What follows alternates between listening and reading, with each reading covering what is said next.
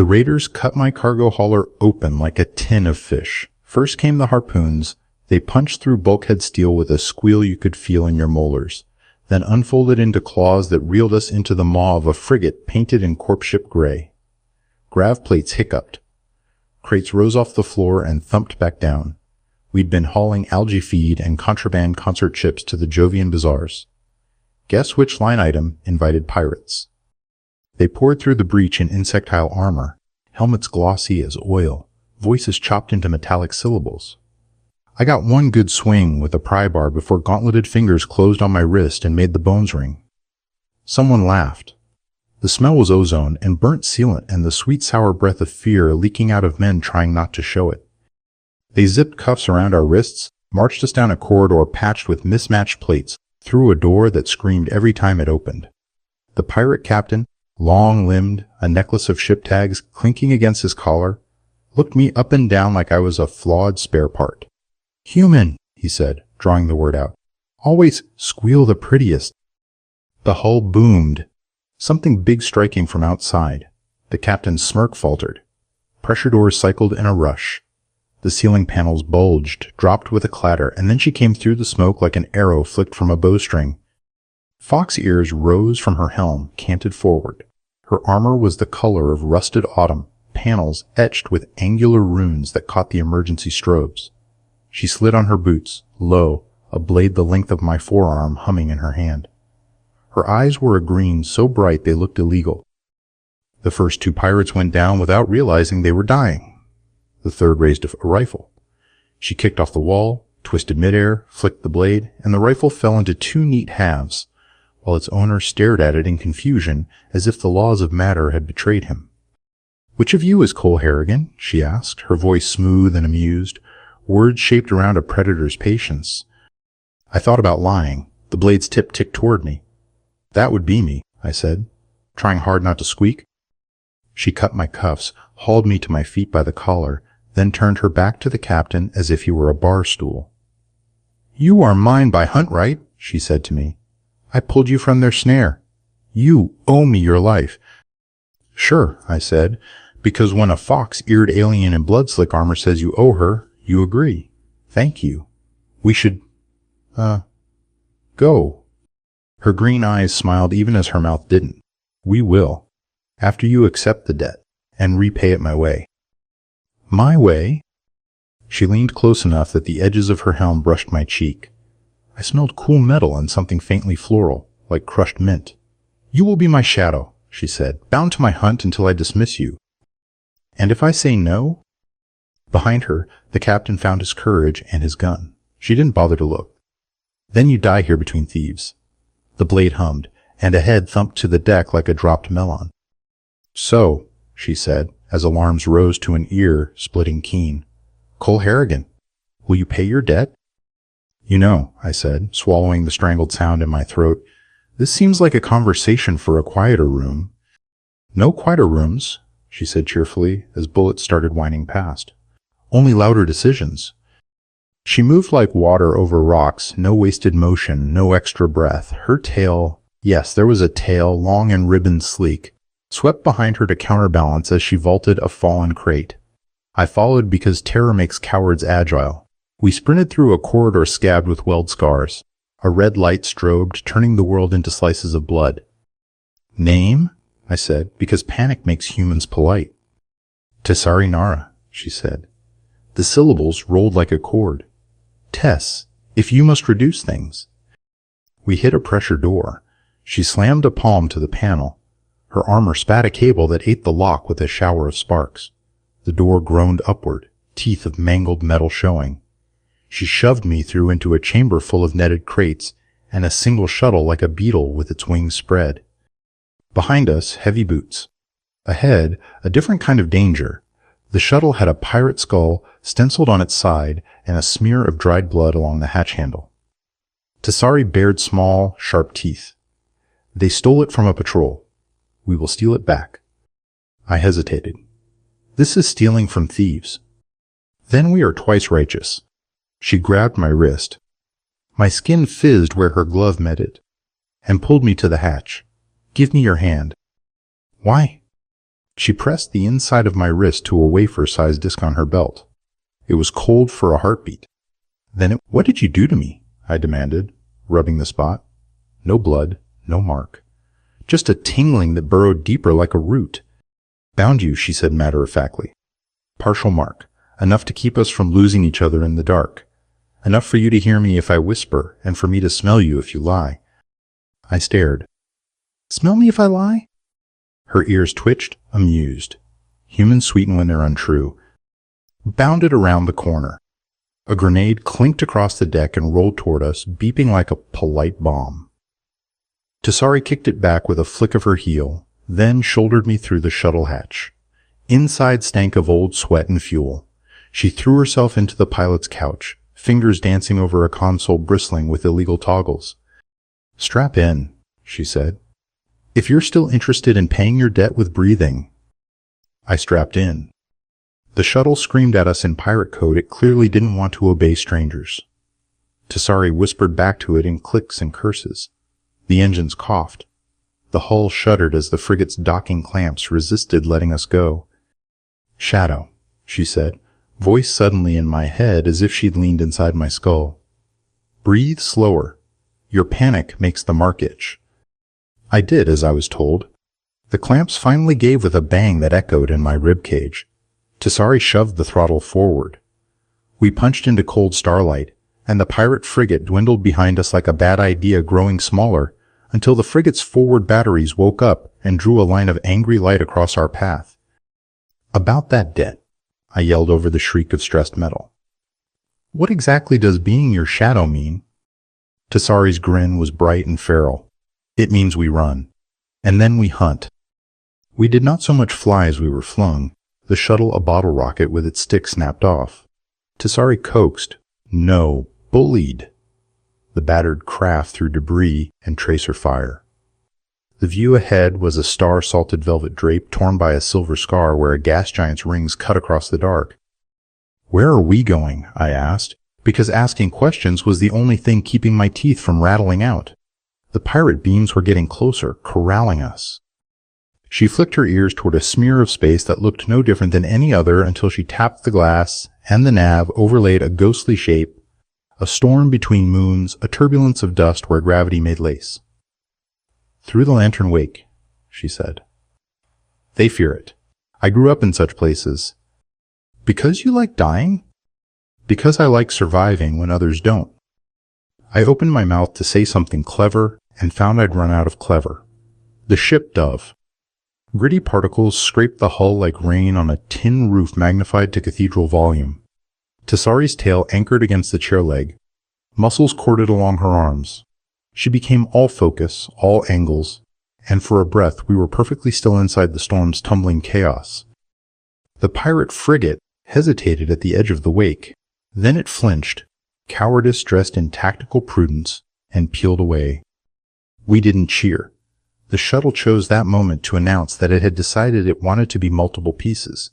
A panel popped. Sparks crawled like luminous ants. The console went dark, and then returned with a new constellation of warning icons. Tasari hissed between her teeth. Shadow? Cole? Your hands. I offered them like a child being tested for grime. She jerked her chin at a lever that had sheared half through. Hold this at 20 degrees while I bribe the reactor. I grabbed it. It fought back like it wanted to either launch into orbit or stab me in the thigh. Tasari plunged a knife into a maintenance panel with the confidence of someone who regularly stabs expensive things. She scraped contacts. The engines coughed again indignantly, as if clearing their throat to tell us we were idiots. We're not going to make it far, I said. We don't need far, she replied. Just to here. Where's here? She jerked her head at the nav. A new icon winked. It looked like a knife tip pointing into blank space. A place where you will repay me. By holding a lever? Her smile cut sideways. By letting me win an old argument with dead people. Sit tight. The wake spat us out like a seed. The stars changed orientation. We hit a bubble of calm and slid into the shadow of something vast. It wasn't on the charts. It wasn't on any charts. The black shape in front of us was a station the size of a small moon. Architecture like frost patterns, half of it caved in as if a giant had taken a bite. "The sable lantern," Tisari said softly, as the shuttle crept toward an open throat pulsing with faint blue light. "A mausoleum of the first hunters." The shuttle's nav blinked red. "This is an interdicted..." We drifted into the lantern's cavernous dock. Lights woke in a sequence that reminded me of someone stirring from a long nap. The docking clamps curled around our hull like cat paws needing a cushion. Seals engaged with a purr. Tisari stood, stretching in a series of liquid motions that made armor whisper against itself. Up close, I saw that what I'd taken for ornamentation were tally marks cut into her plates, each stroke filled with dark resin. Hunts? Kills? Survivals?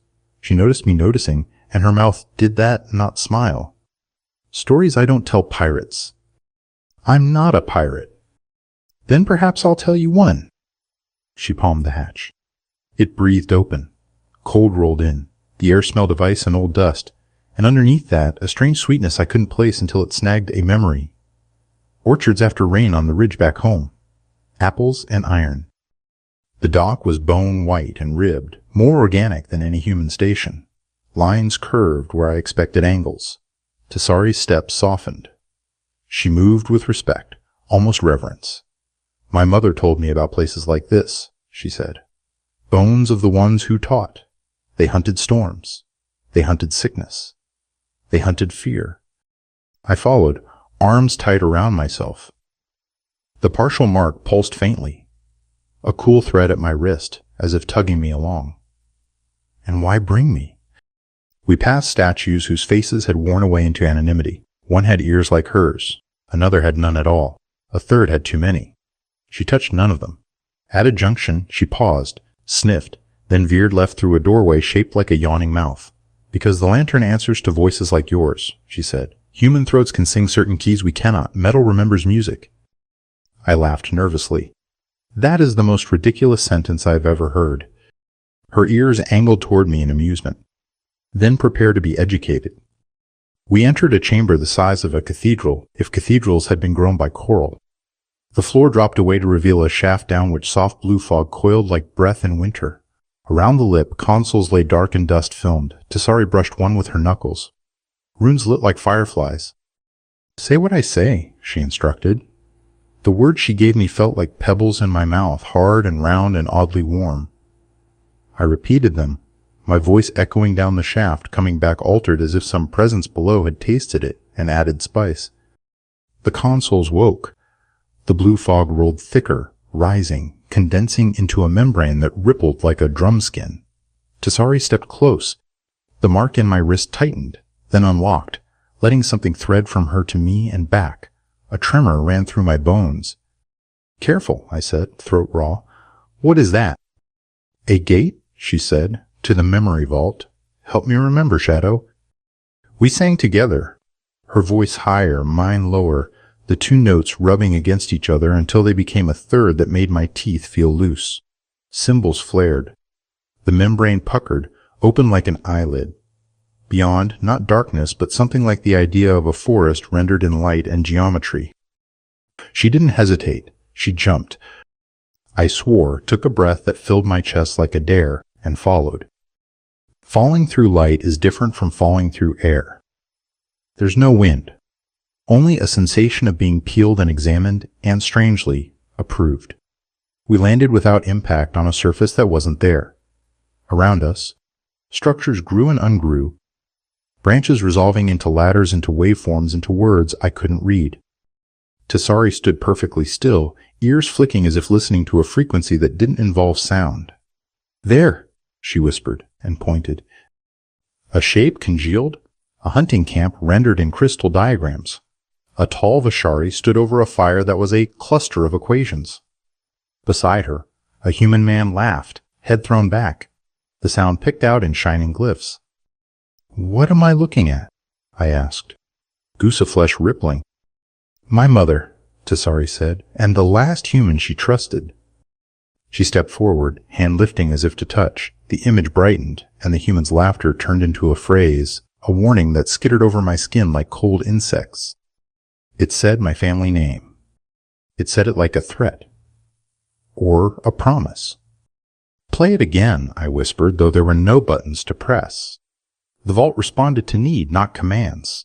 The syllables rolled out clean, Harrigan, in a voice that had the easy arrogance of someone who thinks trouble is fun until it stops being funny. "Who is he?" I asked, throat tight. Tessari's eyes had gone not bright. "A scavenger, a friend, a betrayer." Her tail stilled. "They hunted the regions." He thought it would salve his conscience. She looked at me. The partial mark vibrated, and for a second I smelled smoke and wildflower honey and something like sorrow. It did not. The image rolled, scenes unfurling like a story my bones already knew. My great-uncle had vanished somewhere between Jupiter and the rim. Family gatherings turned awkward when his name came up. The vault showed him shaking hands with a faceless envoy. It showed Tessari's mother counting those same tally marks I'd seen on Tess's armor with a knife point. One more added for one more beast taken before the betrayal snapped shut like a steel trap. "Why show me this?" I demanded, heat rising with shame that wasn't mine. "To say my blood runs crooked? To say you get to decide if it runs straighter?" Tessari's voice sharpened. "Debt doesn't care about which ancestor earned it. It cares about who has the spine to pay." I found myself bristling. "And your demand? Be your shadow until you say you're satisfied? How do I know that isn't just you painting over old anger with new work?" She tilted her head, ears angled in a way that looked like respect. "You don't. That is the trick. Trust is always a hunt. It can run." Before I could reply, the vault shivered. A tremor ran through the geometry, visible as a ripple in the trees of light. Tessari hissed, ears flattening. "They found us." "Who? Pirates?" "No. Worse." She pulled me hard enough to spin me. The membrane we'd fallen through was fluttering. Beyond it, dark shapes moved. Sleek, small, too many. Not ships. Drones. Hunter kites. The vault didn't like them. Symbols sparked. The membrane wrinkled like skin touched with cold. A voice spoke from everywhere at once. A language like bells. It wasn't words. It was intent. "Leave." "Shadow," Tessari said, letting a note of command harden the air. "Run where I run." She plunged toward the open eye. I went with her, shocked at the ease of it, shocked at how some part of me liked following, liked the simple clarity of a predator's certainty. We fell up. The dock was chaos. The drones had poured through vents and seams like smoke, glossy black things with wings that folded and unfolded like blades. They had no faces, only a single red aperture that tightened when it looked at you. One turned toward me. The mark in my wrist shrieked like fingernails on glass. Tessari cut it in half. It fell in two condolent smooth pieces, metal singing. Another came. She kicked off the wall, landed on the ceiling, pushed off again. For a breath, she was everywhere. "Who sends drones into a tomb?" I panted. "Someone who wants what sleeps here," she snarled. She threw me a compact tube. "Point and press. And think of living." I pointed and pressed. The tube coughed a stuttering cone of noise so thick I felt it as pressure in my teeth. The drone's wings stuttered and it flopped onto the deck where Tessari's blade made a sentence of it. We sprinted for the shuttle. Alarms keened. The vault. If such a thing could panic, push like a weather front, a pressure of get out that made the hair on my arm stand. Tessari dove through the hatch. I stumbled in after. The drones hit the hull like hail. "Who are they?" I demanded as the shuttle surged off the clamps. Tessari's eyes were hard coins. "The Regent's hounds." "Then we're not running from pirates anymore." "No," she agreed, as space opened like a wound ahead of us. "Now we're running from an empire. Are you still my shadow, Cole Harrigan?" Saying yes felt like signing a contract written in lightning. Saying no felt like curling into a ball and waiting for a boot. Between those two, I had always been the kind of idiot who picked the road with sharp rocks. "Yes," I said, surprising myself with how solid it sounded. "Good," Tessari replied, as if I'd passed a test she hadn't told me I was taking. "Because we are going to bite something very big and very bad." The shuttle tore open a hole through dark. No, not a hole, a thread where reality had been stitched twice and could be unpicked if you knew how to tease it. Tessari did. The nav didn't so much plot a course as invent one. We slipped into a dimension that smelled like hot copper and old storms. Inside the strange quiet, she allowed herself to breathe. The tension flowed out of her spine in increments. Her tail draped over her thigh. "My pack," she said into the hum of the engines, the words falling like stones in a pond. There were 5 of us once, sisters in oath if not in blood. What happened? The Regent. He wants our territory, our rights, our old names. He buys pirates like meat and throws them at us until we bite warriors instead of law. My pack went to kill a debt that kept not dying. You were the only one who came back. She nodded once. I'd appreciate less spilling. Then stop feeling so loudly. I would have protested, but the nav chimed, gentle, like a polite throat, clear. Tessari's ears flicked forward. We're threading into a quiet lane. Hounds don't run well there. But we must talk about my demand. Right. That. Be your shadow. Run. Hunt. Bite big things. How long are we saying? Until the hunt ends. That is not an answer. It's the only one that matters. And the shocking part? I said dryly. Because be my sidekick isn't exactly a scandal. Her mouth curved. Not sidekick. Companion. Under our law, a life pulled from a snare belongs to the rescuer until the balance is paid, and balance does not repay in coin. It repays in a bond, a legal one. I stared. You're proposing? Tessari actually laughed. It wasn't cruel or kind. It was delighted by the mess of the moment. Oh, human, do not make it a romance. It is a war contract. A marriage under Vishari trickster law binds 2 hunters so their testimony is one voice in court. I need such a voice to challenge the regent's puppet matriarch. No one in my clans will stand with me. They like their throats uncut. So you saved me to marry me. For politics. And to make you bait. For strategy. Ah, I said, relief and alarm locking antlers. There it is. Tessari leaned back, ears flattened in mock sympathy. Do not worry. There are rights. There is no touching unless invited. There are witnesses, and the only fluids spilled are wine and sometimes blood, but only the symbolic kind. That's somehow worse in a different way. You could refuse. And then I go back to pirates or drones, or an empire that wants whatever I can sing to their machines. Her eyes met mine, too bright in the dim. Yes. The nav chimed again. We were easing back into normal null like a swimmer surfacing beneath a gray sky. Ahead, space thickened into the glitter of a traffic spine and the prismatic shimmer of a trade station's shields. Decide before we dock, she said. If you choose no, I will drop you at a port with a decent bar and a terrible view. And then I will go kill the Regent's hounds alone. She flicked a switch. The shuttle's transponder changed its voice the way a liar changes his smile. The station's shields winked an invitation. She looked out at the stars as if they were a map only she could read. Shadow, she said softly, do you hunt with me? I thought about the pirate's laughter, the way the captain had rolled my name in his mouth like a candy he would savor when he bit down. I thought about the vault and my great-uncle's easy grin turning into a knife. I thought about Tessari's tally marks and her pack's empty places. I hunt, I said, and the word lifted something off my chest like a hand, taking away a weight I'd convinced myself was my own. Tessari's shoulders loosened. The little sigh she let out was so small she probably hoped I hadn't heard it. Good. Then we do this properly.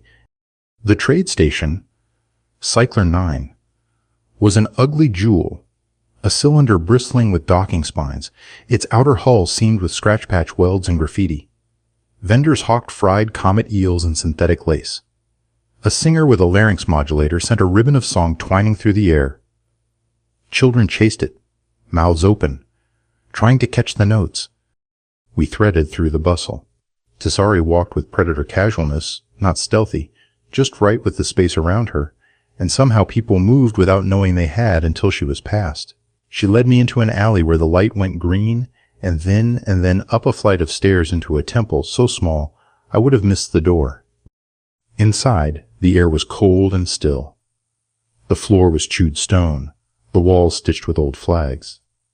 A priestess sat on a stool that looked older than the station, embroidering something that might have been a star map or a recipe for revenge. She had fox ears too, white with age. She did not look up. "You bring me astray when the regent's eyes comb every lane," she said to Tessari in a voice like sand. "You have always liked making trouble in quiet places, little knife." "Mother Ash," Tessari said, bowing with genuine respect. "I bring a debt I want braided into law." The priestess finally glanced my way. Her eyes were not green, but a gray so precise it took me a second to realize most gray is a messy average. "Human," she said. "Your sweat has the sharp edge of a story walking itself into a corner." Her gaze flicked to my wrist and the invisible mark. Her ear twitched. "Ah, she bound you sloppy in a rush."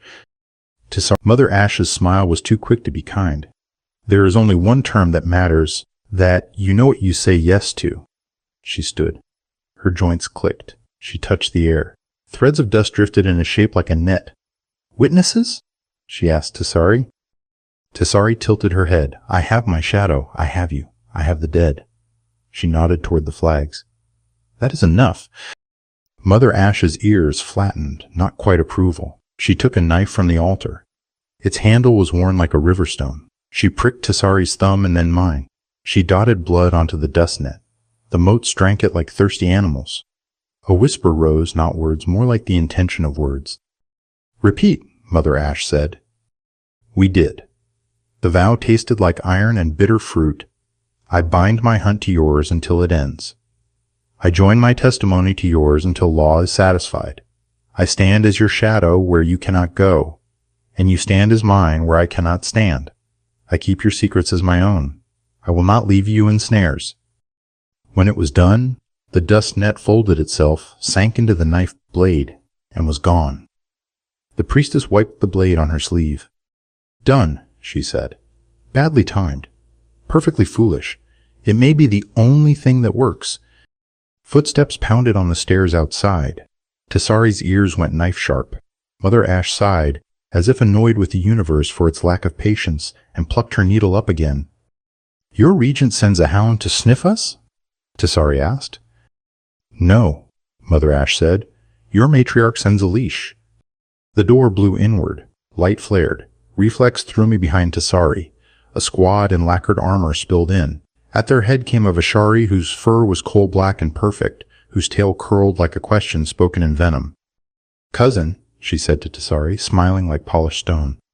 "You always arrive when I most wish you wouldn't."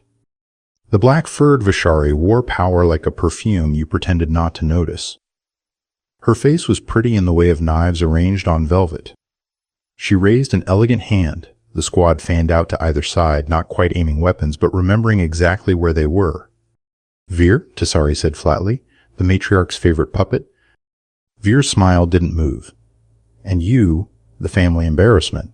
I'd ask what you're doing in a broom closet with a human, but Mother Ash only binds one kind of fool's bargain in her chapel." Mother Ash didn't look up from her embroidery. "I bind what has to be bound, and I mend what idiots tear." Veer's tail swayed. "You cannot mend the hole Tessari makes when she refuses to kneel." She tilted her head at me, curiosity sharp as a pin. "Human, what have you let her stick into you? Besides hooks for pulling you along." I lifted my chin, aware the move was more defiance than wisdom. "Nothing I can't pull back out." "Oh," Veer said, amused. "He has teeth. Don't worry. We'll break them gently." Tessari slid half a step so that if Veer moved, she would have to step over a line even she could not pretend wasn't there, the temple threshold. "State your errand," Tessari said, "before your courage melts with your manners." "The matriarch summons you," Veer said. "And your husband." She savored the word like poison. "To answer for illegal vows and for trespassing a sealed archive." "You mean the lantern," Tessari said without inflection. Veer's eyelids drooped, bored. "Call your tombs whatever makes you feel holy. And if we refuse?" Veer's smile widened a notch. "Then your blood will polish the floor of this quaint little shrine. Your choice. But do consider, I would love a law show." We so rarely get to see you pretend to be a person instead of a knife. Mother Ash set her needle down with a tiny click. There will be no blood in my house, little Veer. Veer dipped her head, mock pious. Then, I suppose we will go politely. Her gaze slid to me. Bring your human. He will be funny. We walked. The squad bracketed us like bookends. Tessari kept her hands loose, the way you do when everything in you wants to make them hard. The partial mark ticked in my wrist like a second, smaller heart. Breathe, she sent, a whisper across the tether. Hard to. With your cousin threatening to redecorate the temple with us, I thought back, and startled when I felt her amusement like the brush of a tail. The matriarch's hall was built for spectacle. Light spilled like molten metal. People watched from balconies with a hunger that made my skin feel too tight. On the dais sat the matriarch, sleek, silver, eyes a cool blue that no Vishari I'd seen bore naturally. The regent's hand was always careful. His allies wore their treason on their faces. Tessari Nara, the matriarch purred, you make a habit of dramatics. Tessari bowed just enough to be called. The hall rustled. The matriarch's eyebrows rose a millimeter. Well, at least he can speak. Veer stepped forward, savoring her moment. They bound vows without registry, she recited. They desecrated a prohibited site. They carry contraband marks between them and sing to machines that do not belong to them. Mother Ash's voice floated from the doorway where she apparently had followed us, uninvited and unimpressed. I registered the vow, she said. With the dead, who were here long before you were, matriarch. The matriarch ignored her. Tessari, you always did collect pets and lost causes, but this one is special.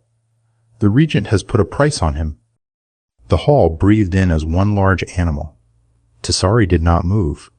Because he can open the lantern, she said. Because he sang what your voices cannot. Because his name tastes like old debt, the matriarch said, and her smile showed too many teeth. Tell me, Cole Harrigan, do you like owing? I prefer paying, I said.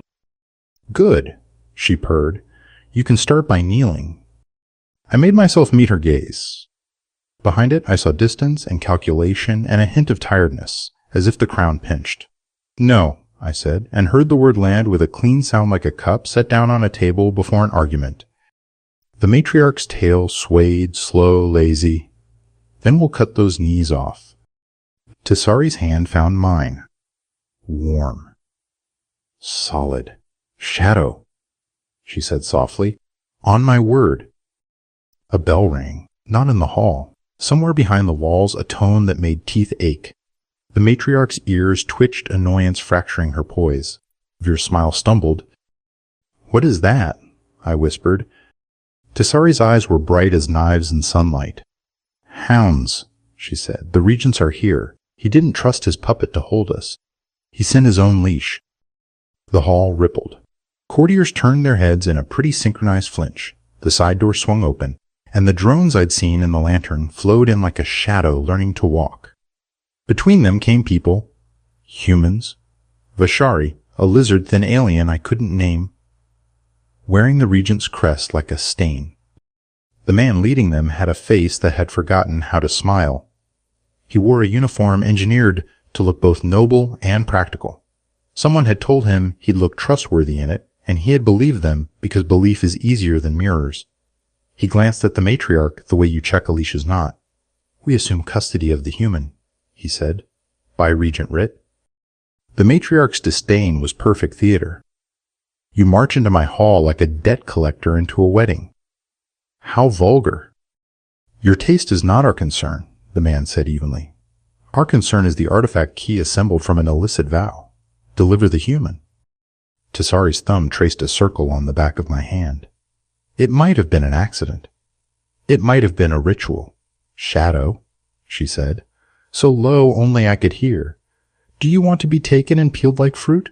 Or do you want to jump off a cliff with me and hope the wind remembers our names? I hate heights, I said. I hate cages. She released my hand. In the same breath, Mother Ash's voice rose, surprisingly strong. Under old law, she said, A vow freshly bound may challenge any claim laid upon the bound if the challenge is made before the vows chill.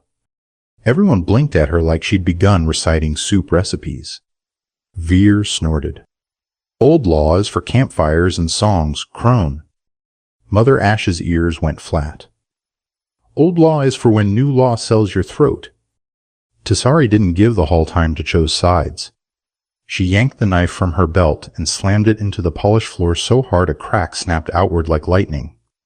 I challenge, she said, voice ringing.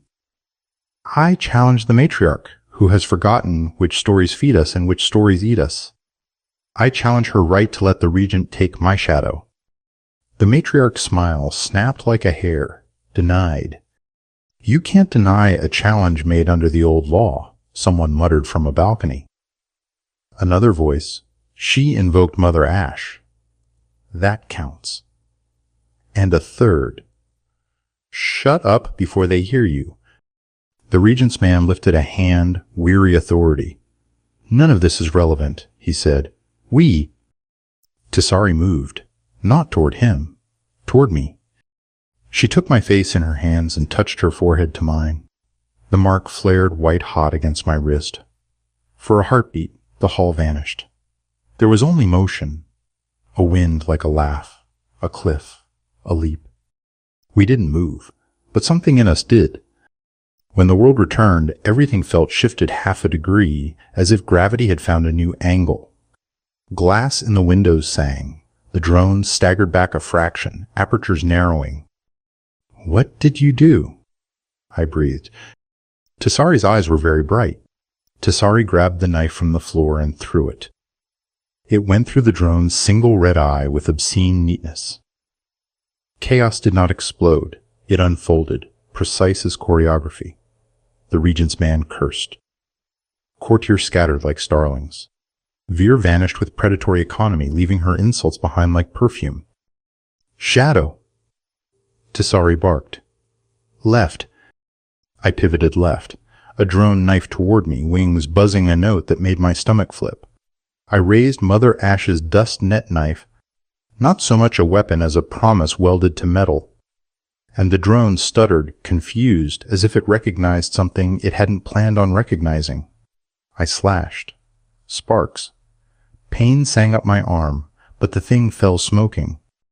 We bolted. The hall's high doors were very far away until they weren't. Tisari smashed a shock baton into a guard's temple. He folded like paper. We threw ourselves into a corridor that had the decency to be ugly instead of grand. The partial mark thrilled, pouring an edge into my senses. The world crisped up. Air currents, footfalls, the electric itch of a camera's stare. Where? I gasped. Somewhere that hates callers, she said. Mother Ash knows a door. Mother Ash will be fine? I asked before my brain wrapped its knuckles. She's a weed, Tisari said. She grows in stone. We skidded down a stair, nearly collided with a cleaning drone that beeped in a front, spilled into an atrium where traders hawked hot broth and illegal biographies. The regent's hound spilled in another door, and everyone had a different opinion about whether to scream or keep eating. The world tilted toward mayhem again. Tisari snatched a bottle from a vendor, tossed credits that glowed as they spun. She smashed the bottle on a pillar. It smelled like spice and fuel and poor decisions. She touched the lick of flame to a line of incense offerings. Fire walked along the ribbon like a cat. The hounds hesitated, calculating combustion versus orders. That was enough. We ducked behind a statue of a saint whose eyes had been replaced with camera lenses. The wall behind it was the wrong color by half a shade. Tisari slapped a palm against it. It sighed and slid. We ducked into darkness. The wall whispered shut. The sound of the world went away like a mouth being covered. Tisari exhaled, long, shaky, then laughed, sudden, wild. Good, she said. Now the real hunt starts. In the dark? I said. Because the dark was very dark. In the tunnels where nobody's justice reaches. She took my hand in the blind and squeezed once, hard enough to hurt, like proof. Stay close. From behind the wall, muffled, came a voice. The regent's man, cool and patient. They sealed themselves into the marrow, he said. Good. Rats are easier to smoke out when they choose the walls. Then we better learn to breathe smoke, Tessari murmured. I tried to joke and found I'd left my joke where the light was. What now? She smiled in the black. I felt it rather than saw it, warmth against my cheek from her breath. Now, she said, we turn from being hunted to being the hunters. The marrow wasn't a tunnel so much as a decision rendered in negative space. The station builders had carved arteries through Cycler 9's bones, then left an entirely different set the station's squatters had layered in over decades. The walls were a language. Old welds, new patches, chewing gum repairs, bite marks from a time something had decided metal tasted good.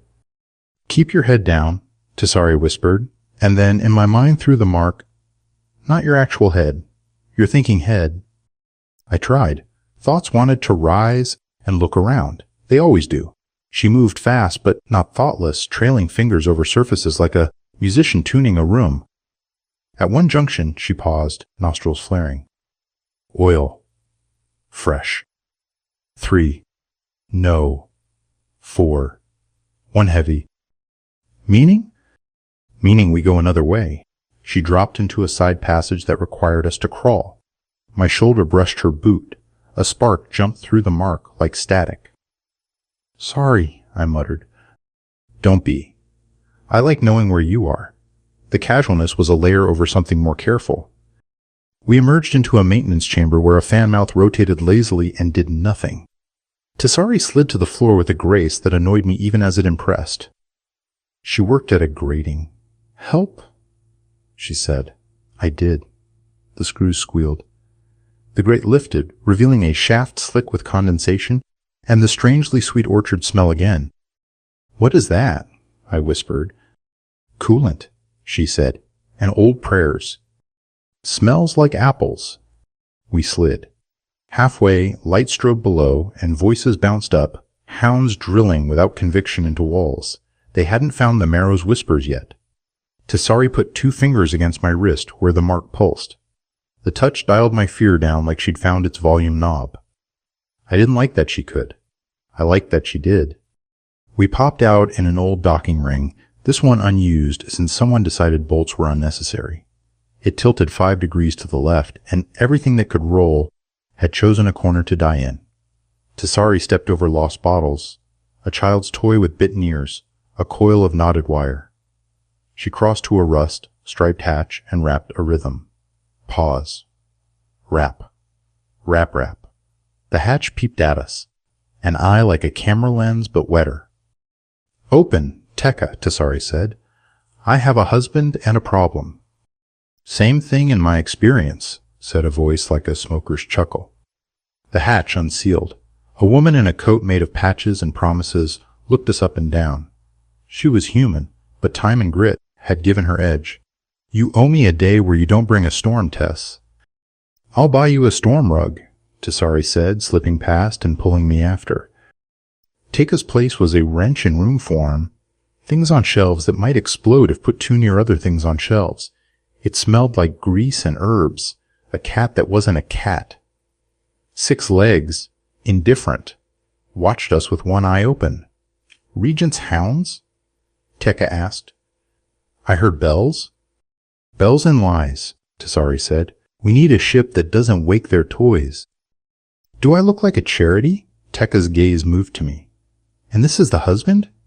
Congratulations and condolences. What do you want? I asked, because Tekka felt like a person you didn't haggle with so much as you admitted the weather to. She considered. A song, she said finally. I'm told you sing doors open. I blinked. I croaked some syllables in a tune. Same thing. Sing one of my engines back to hope. It's been sullen since I swapped her heart. Do that, and I'll find you a path between claws. She flipped a tarp off a machine that looked like a blender designed by people who hated other people. I glanced at Tessari. She nodded. He can. The lantern woke for him. Your engine will preen. I approached the thing with the same confidence you approach a stray dog with interesting teeth. I put my hand on the housing. It vibrated, low and resentful. I watched Tessari from the corner of my eye as she watched me, ears forward, a little smile she didn't know she had. "What did you sing?" Tekka asked, leaning against a bench. "Words I didn't know could be words," I said. "I'll try. This." I let sound flicker out, not quite a note, more a pressure, a shape. The engine changed its vibration, curious. I went a shade higher, then flattened, then whispered. Something clicked inside. The smell of ozone shifted to the smell of clean rain. The engine exhaled. Lights climbed its spine. Tekka's eyebrows tried to climb off her face. "Well, I'll be an honest politician," she muttered. "It likes you." "Engines and orphans," Tessari said. "They know whose hands want to keep them." Tekka rummaged in a drawer. "Then I'll keep my bargain. Slot 7, back of the ring. A courier sled with an attitude. She doesn't look like much because she isn't. That's why she survives." She tossed Tessari a chip. "Codes. And a warning. Veer's been sniffing my door. She wants your skin on the matriarch's steps. Tell her to come get it," Tessari said, sliding the chip into a pocket. She touched Tekka's shoulder, and they did a brief, rough ritual of affection that some cultures would have called a hug, and theirs called not dying alone. We left through an exit that was a piece of wall until Tessari pushed in the right place. The corridor beyond hummed with the quiet of things that lasted because they kept better secrets than people. "Nice tricks," I whispered. "Not tricks," she murmured back. "Stories we don't share with the Regent." We hit slot 7. The courier sled looked like a skateboard with delusions of grandeur. Tessari ran a hand over it. "Hello, ugly," she said with fondness. "Take us somewhere they can't follow." The sled blinked an ancient display. Tessari grinned. "Good girl." We strapped in. The sled shivered, lifted, slid into the lane that ran the station's spine. The engine spooled into a whine I felt more in my teeth than my ears. The Marrow's murmurs faded. "Where to?" I asked, as we shot down a gray throat toward a circle of light. "Home," Tessari said. "Where I make my challenge. Where you become a scandal the stories will chew for years." She showed her teeth. "And where we will teach the Regent to bleed." The sled burst into open space, small amid the clutter of station traffic. "Yes," Tessari said with relish. "Now the hunt truly starts." We threaded the trade lanes like mice using the seams in a floorboard. The courier sled knew how to be forgettable. Its engine note was a sigh. Its transponder flickered between being a refuse hauler, a priest's car, and once, hilariously, a vending cart. Tessari flitted between identities with the glee of a trickster stealing hats at a parade. Beyond the lanes lurked Oloran, the Vishari home system. The star there was old gold, fat and fond of its own light.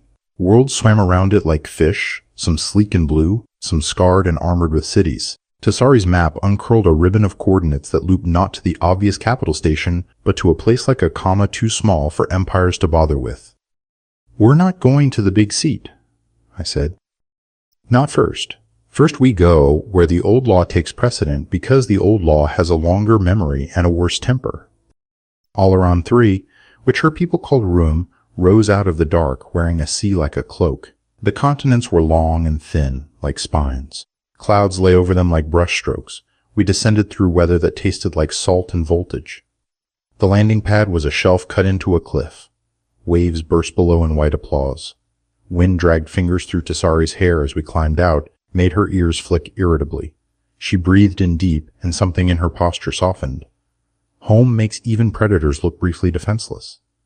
She led me through a forest the wind combed endlessly, leaves making a sound like many voices telling an old joke. The scent was resin and wet stone and the faint musk of animals we did not see, but who saw us. "You grew up here," I said. "Close. Farther inland where the cliffs curve like a sleeping bag. And your family." "Pack," she corrected gently. "Family is a word with a narrower mouth. There were markers along the path, knotted strings left by someone's hand, carved bones hung from branches, a piece of glass with the edges worn smooth by water. Tessari touched one as she passed the way a priest might touch a wall. We came to a longhouse grown out of living wood. Smoke bled from a vent in a spiral that made the sky look nearer. Inside, light made from fiber and fungus pooled warm as broth. People looked up, and in the space between seeing and deciding how to feel, I understood the math. Who loved Tessari, who wanted her thrown back to sea, who didn't care except for what the story would taste like later. A woman with fur the color of old brass and eyes that no longer saw stood, cane in hand. Tessari bowed. "Aunt," she said, voice quieter than I'd ever heard it. "I smell the city on you," the woman said, coming forward, and the matriarch's sour perfume. Her cane thumped my ankle gently. And human sweat. "Cole Harrigan," Tessari said. "My bond." The woman sniffed. Then a smile like a knife cleaving a pumpkin split her face. "Oh, little one," she chuckled. "You've come to throw rocks at the Regent with nothing but a foxtail and a man who looks like he came here by accident." "I came here on purpose," I said, drawing my shoulders back. "Even funnier," she said, delighted. "I am Cyrith. I led hunts before your grandparents' grandparents were ideas looking for mouths." "We invoke old law," Tessari said, bracing. "We challenge the matriarch and, through her, the Regent's leash." The murmurs went sharp. Someone hissed like a kettle left too long. Cyrith rapped the floor with her cane. "Then you'd better be ready to bleed without flinching," she said, not unkind. "Old law likes blood." Tessari nodded. "We have a vow. We have a key the Regent wants. We have a name that tastes like a broken tooth in his mouth." She looked at me, and the barest flicker of apology moved through her expression. "We also have bait." "You are proud bait," Cyrith said approvingly to me. "I've seen rabbits with less spine. Good. You will need it. The challenge must be public. The matriarch cannot pretend she did not hear it if we sing it to the cliffs." "So we sing?" "We sing to the law until it wakes and asks who has the nerve to call it." Cyrith's sightless eyes found Tessari. "And you have the nerve." "Always," Tessari murmured, but the word had a shadow. She glanced at the wall where 5 knotted cords hung, red, teal, deep black, bright white, dull rust, her pack. One had a knot cut instead of tied. She touched that one as if expecting it to warm under her fingers. It did not. We walked to the cliff edge as the sky peeled into evening. The sea skin went from blue to pewter. Tessari stepped onto a stone that had been stepped on by people whose names were now just the way the wind bent around rocks. She lifted her chin and sang. It wasn't pretty. It wasn't meant to be. Cliff caves lit one by one like eyes opening. Figures emerged, some Vishari, some not, wrapped in cloaks that had seen more weather than the station's walls. They came and sat in a crescent, watching, weight of attention heavy as a hand. Cyrith raised her cane. "Speak," she said. Tessari spoke. She spoke of the Regent's drones in the lantern, of the matriarch's blue eyes and new law that forgot old teeth. She spoke of her pack and the empty places where laughter had been. She spoke of a human who sang doors and whose name the vault remembered like a stain. She did not make herself a hero. She made herself a knife wanting a better hand. When she finished, the wind had gone elsewhere to gossip about us. The sea breathed in. Cyrith's cane stamped once. "Challenge recorded," she said. "Witnessed. Heard." She turned her face toward the inland where the capital lay fat on its comforts. "Tomorrow at Sunspear," she said, "you throw your voice into the matriarch's court and see if it breaks glass." "And if it doesn't?" I asked softly. "Then metal breaks something else," Cyrith said. She smiled in my direction. "Practice running in circles, human. It helps in courts." We turned back toward the longhouse. A shadow moved near the tree line where the forest thickened. A sliver of black against black. Tessari's ears cut the air. She drew me sideways, and the arrow whispered past where my throat had just been. "Down," she barked, already moving. I dropped as the second arrow kissed the air above. The wind grabbed the third and threw it back into the trees. There was no fourth. Whoever shot them had already spooled back into the dark. Tessari crouched, blade out. Her voice was thin with fury. "Veer," she said. She couldn't wait for morning. From the trees came a soft laugh that didn't belong to any person I wanted to know. "Sleep well, cousin," Ver's voice called, smug and far. "If you can." We didn't sleep. The longhouse breathed around us, a living creature that accepted us as fleas beneath its fur. Cyrus sat by the hearth thread, her cane across her knees, eyes closed like a door propped only by habit. The rest of the house pretended to drowse while ears stayed pricked and hands curled around tools that could be, if needed, weapons. Tisari paced and didn't call it pacing. Her tail wrote cursive agitation in the air. I sat on a woven mat that smelled of salt and smoke and watched the door the way prey watches a bush it knows hide something that just forgot how to yawn. When the wind pushed against the house, the walls sighed, and every sigh wanted to be a footstep. "This is foolish," I said finally, because the quiet was gnawing my nerves down to glittering little points. Challenging power in their own hall with their own rules. "Not their rules," she said, not stopping. "Not tomorrow. Tomorrow we drag old law into their clean floors on dirty boots. And they'll just let us? They must. Or they say out loud what everyone knows in their bones, that the regent's leash is in their mouths. Hunters hate admitting they've been collared. I found myself smiling despite the grind of fear. "You're angry," I said. "I am focused," she corrected, too quickly. "You're afraid," I tried, only of wasting breath.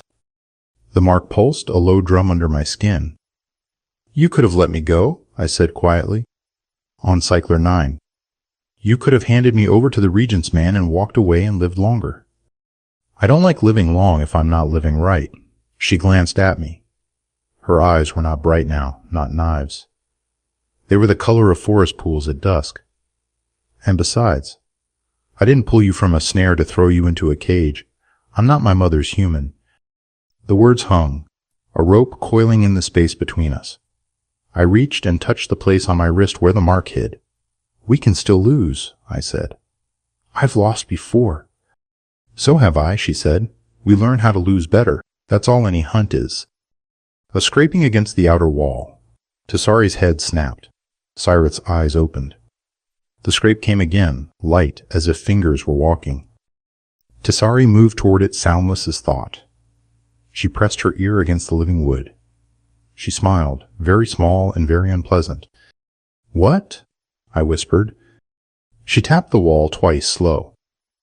From outside, between the cat-like steps, came a smell. Pepper and rot. Poison. Veer had sent not herself, but something that could wriggle, where Veer would not risk crawling. Tisari's smile sharpened. She reached into a nook by the door and drew out a horn that had been bone and was now instrument.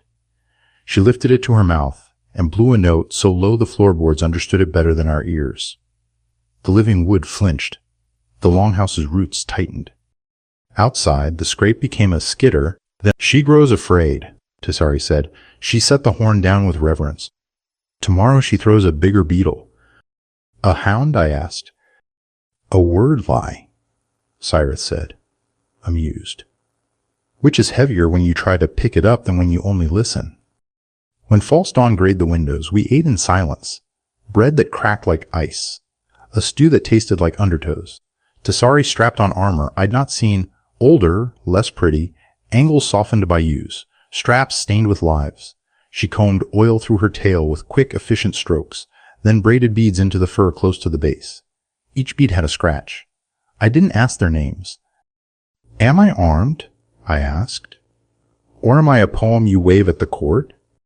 "You're a blade they don't know how to sheath," she said. She handed me the dust-net knife.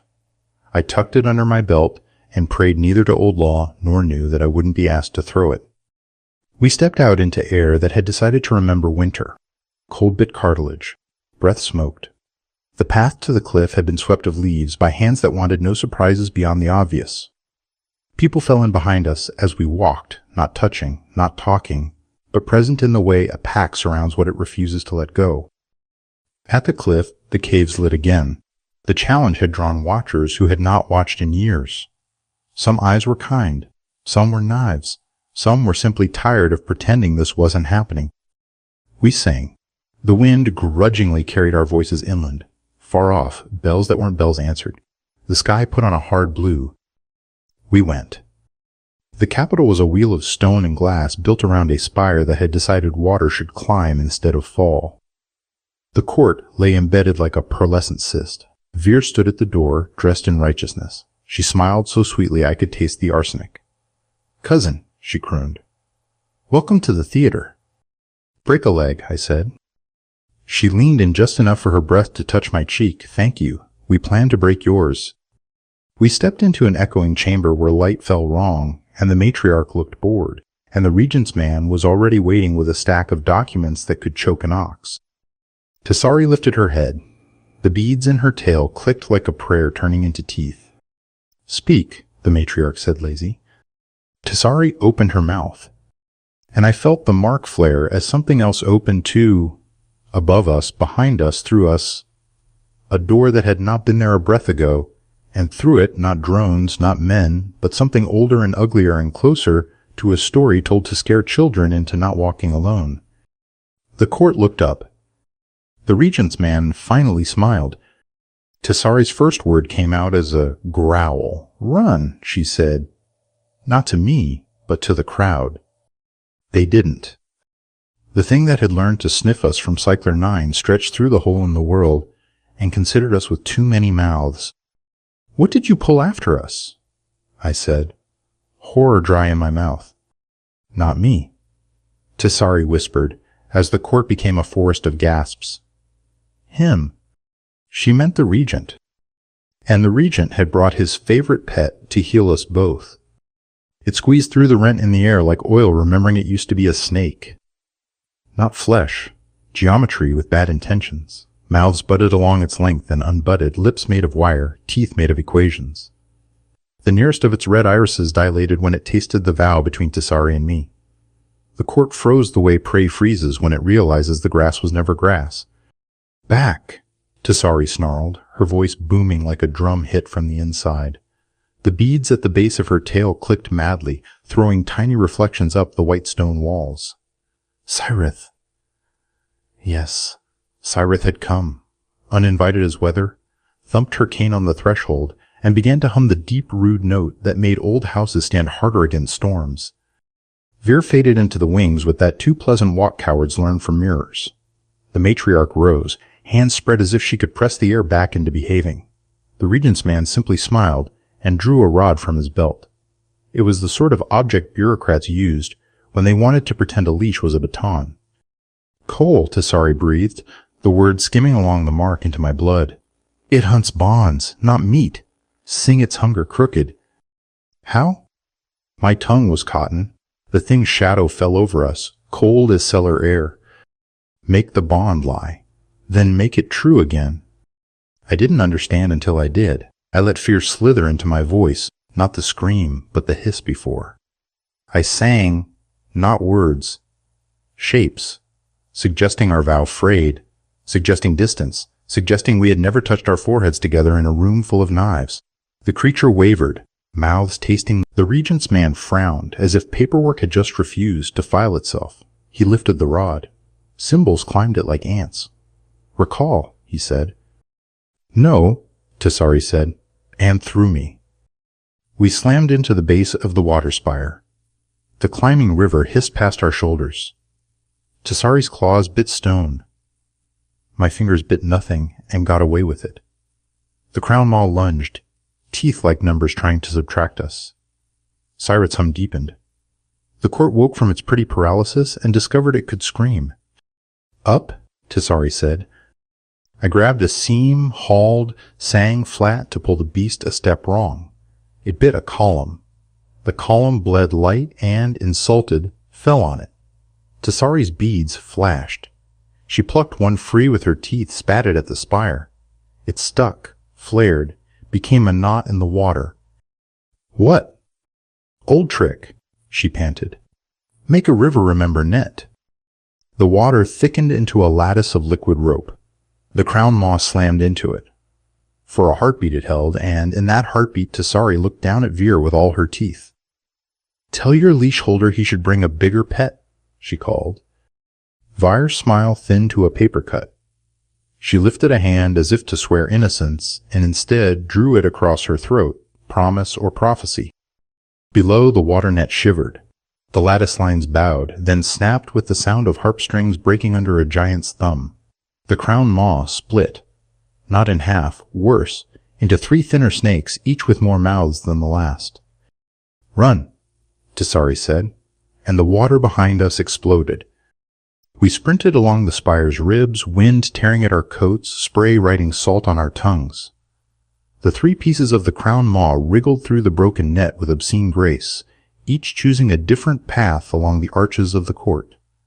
Courtiers scuttled like beetles discovering the rock they love is also afoot. "Left," Tisari sent. I veered left. A maw snapped where my knee used to be and gulped a chunk of stone. The crunch reverberated through the spire like a bell rung by a fist.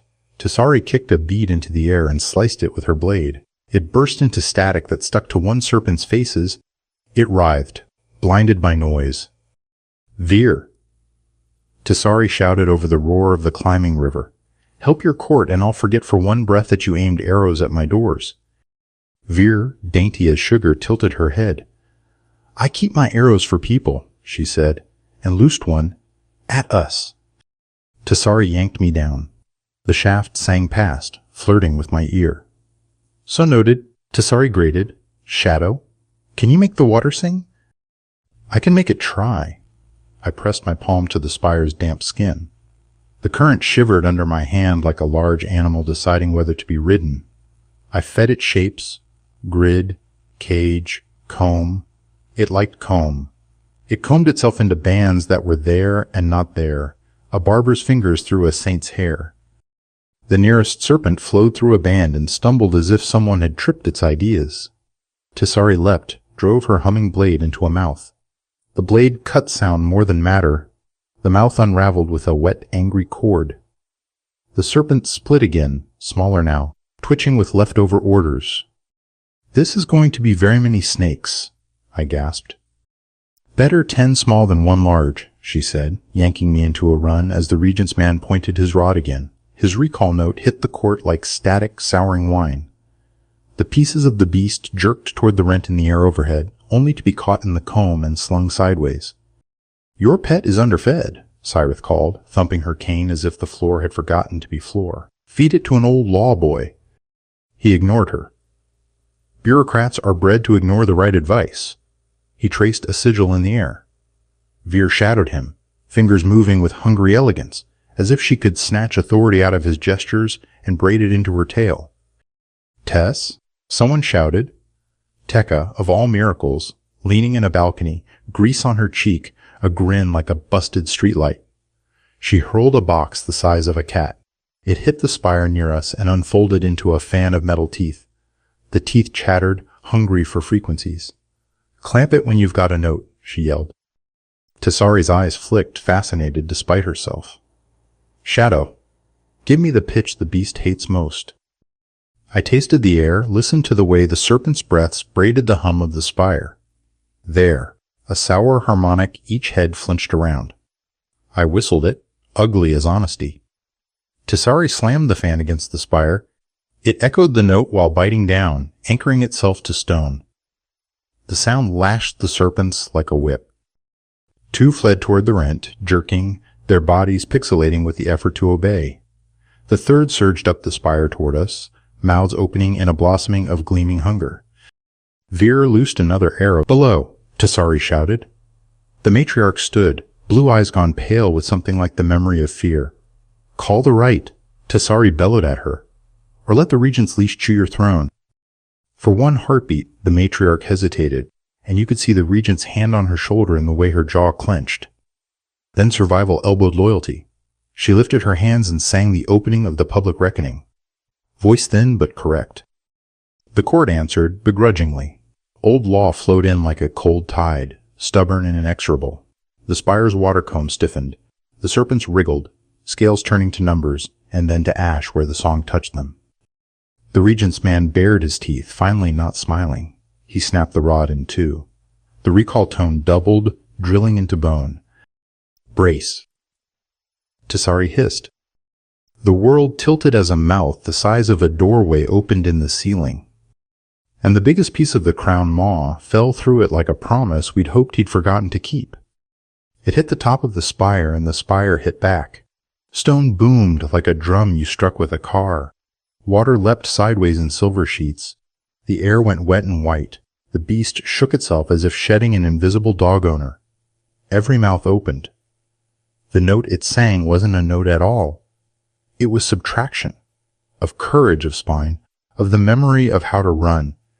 "Don't listen," Tisari said, and bit my ear. The pain spiked, real and local. I clung to it, a nail hammered into a rattling house.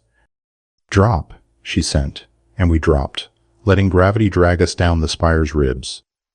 The serpent lunged and hit the comb, confused by the way the water parted around it like fingers letting go.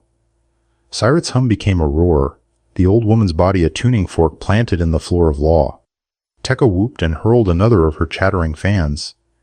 It bit the beast's flank and screamed in ugly harmony. "Basement," Tisari said. "See tunnels." Where the law started breathing. We ran. The court was an uproar, some fleeing, some fighting, some picking pockets, because old habits wear harder than new emergencies.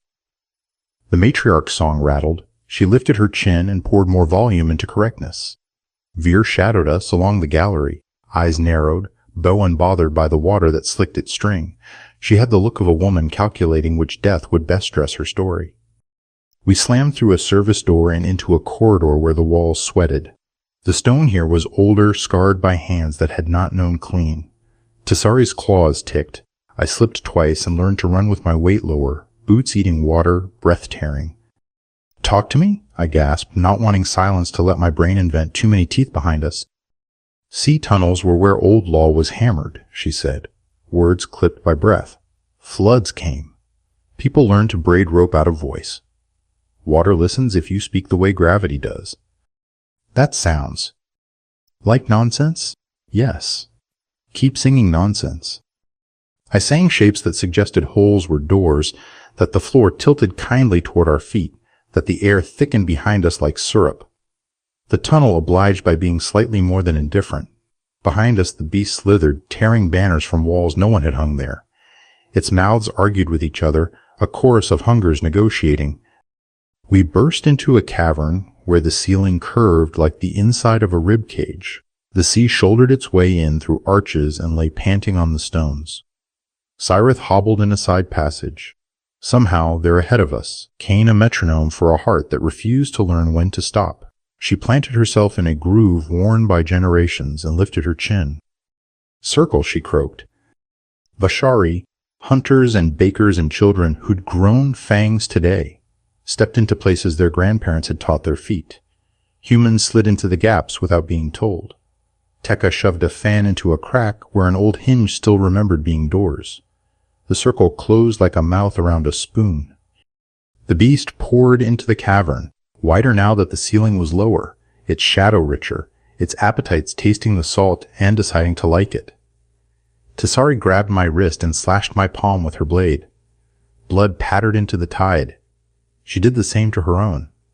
The mark burned, then cooled, then braided a heat between us that was not polite. "Name it," she said, eyes intent on mine. "Make it smaller." "Crown Maw," I said, and my voice didn't shake. "Leash Eater, Recall Worm, Paper Serpent, Regent's Pet." It bucked when I said pet. Tisari laughed, vicious and bright. "Good," she said, and began to sing. Not pretty, again, but intricate, a fisherman's knot taut to a wave. I added my low thread, rough as a rope that had chewed rocks. The circle answered. Cyrith's voice was a broken bell that arrows hissed. Veer's archers in the tunnel mouth, faces painted with righteousness. One shaft cut Cyrith's braid. Another kissed Tisari's cheek and left a bead of red that smelled like iron and pepper. Cyrith didn't flinch. "Hold," she snapped. "Not at the enemy, but at us." I held. The knife brightened until the letters on it were too much for my eyes. The water reached up, and for a ridiculous, holy second, I thought it would hold my hand. Then the biggest mouth of the Crown Maw unrolled like a carpet of knives and took the circle's light in one swallow. The world lurched like a ship changing its mind. The circle's song collapsed into coughing. The beast's throat was a tunnel into subtraction. I could feel the vow tug toward it, thread yearning for a spool. Tessari grabbed my jaw, yanked my face to hers. "Don't let it take your first word," she said, and her breath was salt and ash and the bright penny stink of her blood. "What?" "The first word you ever spoke. It will eat your beginnings if you let it." I clenched my teeth and sang the opposite of my first word. A lie that became a splint. The tug slackened.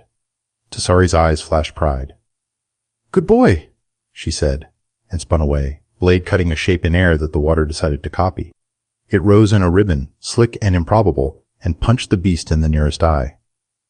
The eye popped like a grape under a boot. Veer's arrow thudded into the cavern wall an inch from my ear. "Oops," she cooed.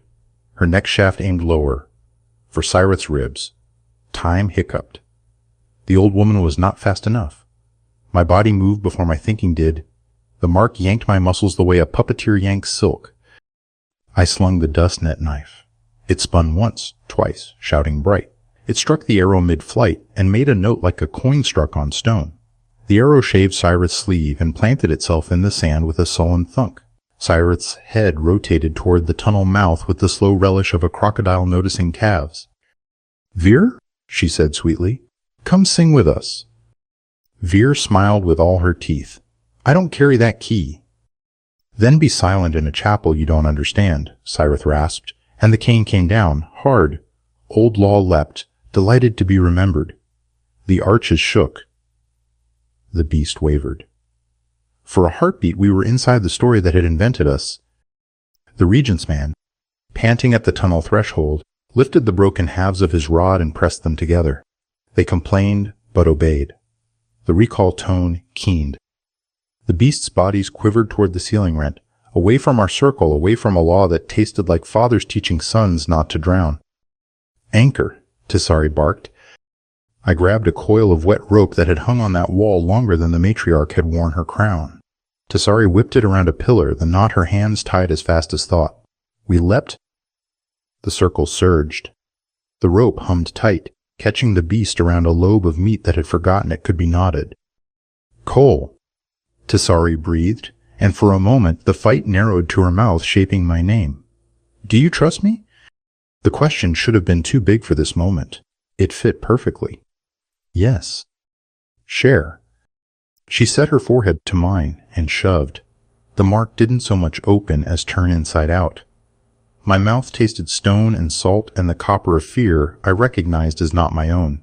My ears heard the beast from Tessari's angle, the way its voice slid on the bones of the cave. My eyes saw my own stupid face, braced and bloody and entirely present. For a heartbeat, we were one creature with 4 eyes and 2 scowls and a single sharp intention. "Now," she said, and we moved. The world flowed.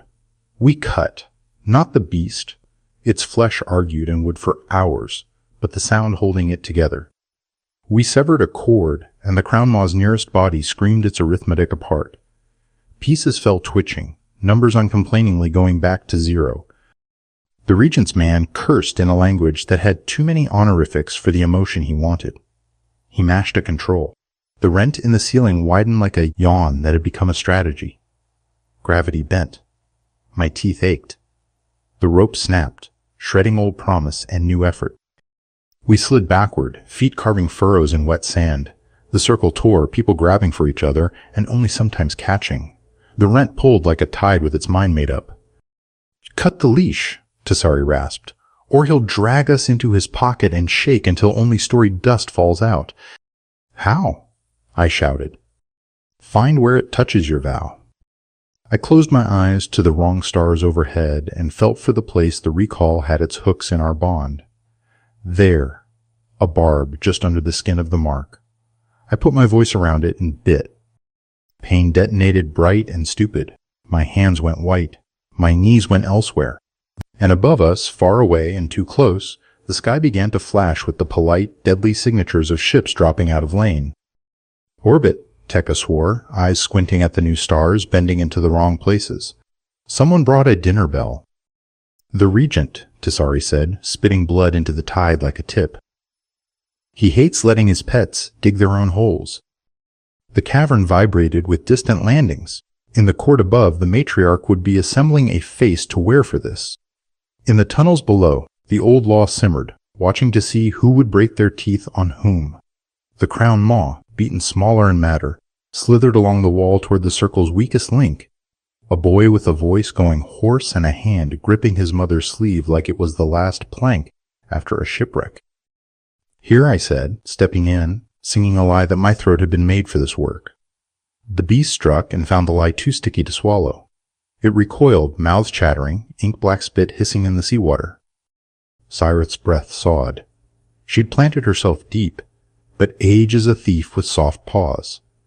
"Little knife," she called to Tessari without looking. "When the ships spit soldiers, your cousin will dress their knives in law and call it justice. She will hang you by your vow and say she is saving you from your own stories." "I know," Tessari said, too calm. The cut on her cheek had crusted into a new bead. She worried it with her tongue and swallowed the taste of herself without a wince. "So we finish before they can tidy." "How?" I said. "This thing isn't a thing. It's a bad idea with teeth. Then we teach it a worse idea." She touched the beads at her tail's base. One was a flat disc of bone with a hole, old, smooth as prayer. She slipped it free and pressed it into my palm. "When I say, throw that into its biggest mouth and sing stay like you're talking to a dog who wants the road." "Why me?" "Because my voice cuts and yours binds. Because it likes you. I hate being liked by problems." "Welcome to marriage." The wren above convulsed. Something vast slid between clouds, a shadow with lights embedded like teeth in gum. The Regent's flagship? No. One of his handlers, all corners and wreaths. Smaller ships skimmed, dropping armored fleas toward plazas and roofs. An announcement bloomed in the air, translated badly by a machine that had only heard our language during arrests. "Remain in places. Help will be rendered. Deviance will be corrected." Veer's archers melted back as disciplined as ink and alcohol. Veer met Tessari's eye once, an acknowledgement that wasn't truce, and sauntered away to be useful to winners. "Now," Tessari whispered. The beast gathered itself, chose a largest mouth, and lunged, not at me, at Cyrith, because stories love to test the joints. Tessari leapt into the arc and spun, her blade scribbled a knot in air, and the water copied and looped. The mouth hit it and hesitated, not understanding why its edges had become questions. "Now," she hissed again, "not at me, through me." I threw the bone bead. Time stretched the way it does when you're deciding whether to be the sort of person who throws or the sort who flinches. The bead hit the tongue. The beast shuddered. I sang "Stay Like You Say It" to kids near traffic. The sound stuck under the bead, in the hole, in the throat. The mouth froze open. Tessari dove into it. My heart made an opinion I did not accept. She slid between teeth designed in a lab from old math and bad myths. She drove her blade upward with both hands, slicing the vowel out of the beast's name. It screamed not with pain, but with grammatical indignation. The bead's hole filled with light. The crown maw convulsed, tearing itself around the stuck command. Mouths bit mouths. Tekka's fan shrieked. Cyrith's cane slammed one last time. The circle sang not beauty but belligerence. The beast folded the way paper does when you force it to remember it was once a tree. It blew apart, not into gore, into notation, into spent instructions that drifted down like black snow and melted into the sea. Silence slammed into the cavern so hard my ears rang with its echo. Tessari staggered out of where teeth had tried to be a door. Her armor was chewed and laughing about it. She wiped her blade on her thigh. It purred. Above, boots pounded, soldiers boiling down through the court, announcements repeating in voices trained to soothe while stealing. The rent in the ceiling flickered, uncertain now that its leash was dogless. "We won," I said, half in wonder, half in disbelief. "We won lunch," Tessari corrected. "Dinner is arriving with uniforms." Cyrith swayed. I reached for her. She smacked my hand away with offended dignity. Tessari's tail's beads clicked. One missing now. The gap felt like a tooth pulled. She looked at me, and the little smile that had begun to think about living on her face evaporated. "Shadow," she said. Very calm. We run. We ran. The tunnels were a throat clearing to spit us back into the court's mouth. We took a side artery only locals used, shoulders brushing glyphs cut shallow by hands who had thought no one would ever need them again. The mark between us had been scraped raw by recall. Now it thrummed, new edges sensitive as skin grown back over a scar. Left, Tessari sent. I didn't think, I turned. A soldier's baton kissed the air I'd abandoned and crackled with compliments meant for spines. Tekka appeared out of a maintenance hatch like a swear word, swung a wrench, and introduced a visor to the concept of humility. Get moving, romance, she snapped. Your ride hates waiting. Ride? I panted. Tekka calls any machine hers if it listens, Tessari said, skidding through a doorway as grenades clicked polite warnings behind us. Today we borrow her vanity. We burst into daylight like fish deciding to be birds. The court's outer terrace stretched and then dropped away into the blue throat of the sea. Air cars drifted above like lazy jellyfish. Between two statues arguing with wings, a courier sled hovered with all the charm of a brick with opinions. Its hatch yawned. Tekka lounged at the controls, chewing something that smelled like burnt sugar and moonshine. You look like death with a good tailor, she greeted. In. We flung ourselves aboard. The sled ducked. Bolts of officer-friendly electricity ionized the air where we had been. Tessari blew the matriarch a kiss. The matriarch didn't see it, or pretended not to. The sled dropped along the palace's spine and then punched sideways into traffic. Drones peeled off a handler ship and came on like a word you're not allowed to say near children. Guns? I asked, hopeful. Swapped for speed, Tekka said. I regret nothing. She goosenecked the sled through a gap that had not existed when she chose it. Veer? Tessari asked without looking back. On a skiff with pretensions, Tekka said, tilting her chin. She's smiling like a cat that knows where the bowl is kept. The skiff arrowed from a higher terrace, black and sleek. Veer at its prow like a figurehead designed by someone who had never met mercy. She lifted a hand. The skiff spat a line that glittered and hissed. It bit the sled's flank and tightened with the busy enthusiasm of a strangler vine. She's grappling us, I said, unnecessarily but with feeling. Not for long, Tekka said, tossing me a case. Push the big ugly button when I say. What does it do? Makes me a liar. The line sang, a horrible, intimate sound of metal surprised by betrayal. Veer's skiff reeled us. Her smile said she had already composed the epitaph for our little rebellion. Soldiers poured along the terrace behind her, rifles ready, visors reflecting a sky that was tired of being reflected. Now, Tekka snapped. So I hit the ugly button. The sled shed its outer skin like a snake bored of winter. Panels popped, hinges screamed, and the entire left side of our craft slid away. The grappling line cinched tight around a thing that was no longer us. The sled yawed sickeningly. Wind punched my lungs. Veer cursed, pure and simple, in a dialect that made the salt blush. The skiff overcorrected, line dragging an empty shell. Tekka stomped the throttle. The sled leapt. Where? I yelled over a wind that wanted my words for its own. The wake, Tessari said, grinning like bad news. Again. The Regent's handlers don't like crumbs in their pretty carpets. The wake is all crumbs and bones. Sentinels still sleep there, I warned. They won't after we shout. Traffic thinned to the space between worlds. The sled's engine was a held breath. The atmosphere forgot us, and we forgot it. The black opened like a door without hinges. Behind, the skiff burned, Veer's rage a white needle. Handler drones kept pace with bureaucratic persistence. Above, a larger ship's silhouette rolled like a hungry thought.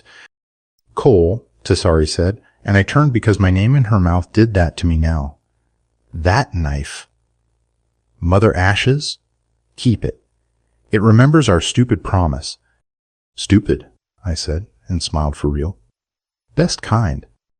The sled dove into the lantern wake, stars smeared into grain. Gravity went soft and then particular. The sable lantern's dark underbelly loomed like a secret keeping its own counsel. Wake up, Tessari whispered to it, as if you could whisper to a mountain. Something answered. It didn't open eyes. It adjusted its indifference. A node extended from the lantern's flank like a limb, remembering it used to be a bridge. Not quite metal, not quite bone-grown architecture with patience and temper. It wasn't inviting us so much as deciding the air near us needed a different idea. Feet on deck, Tekka barked. If she bites, I want us all in one mouth. She? I said. She, Tekka repeated, patting the console. Machines gender themselves when you love them enough. We slid along the node, repulsors purring like cats appeased for now. Symbols flickered under our hull like phosphorescent algae in a wake. They were not Vishari. They were older. They tasted like language wearing stone as a mask. A shape unfolded from the node's end.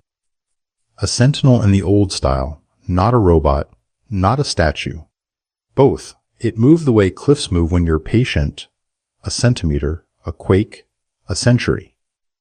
Its face was a mask carved into the idea of a fox. Long ears upright, mouth undecided. Identify, it said, and didn't say, and rode into our bones. Tekka's fillings hummed. Tessari's ears flattened, not with fear. Respect edged in fear. I swallowed a shard of nothing and somehow got away with it. Tessari Nara, she said aloud, and into the quiet the sentinel cared about. Hunt bound to Cole Harrigan by vow under Mother Ash's knife. We call entrance by debt and sing under old law. Artifact key present, the sentinel murmured, not to us, to itself, to the lantern, to the part of the universe that keeps lists of things it would rather not lose. Its head turned to me.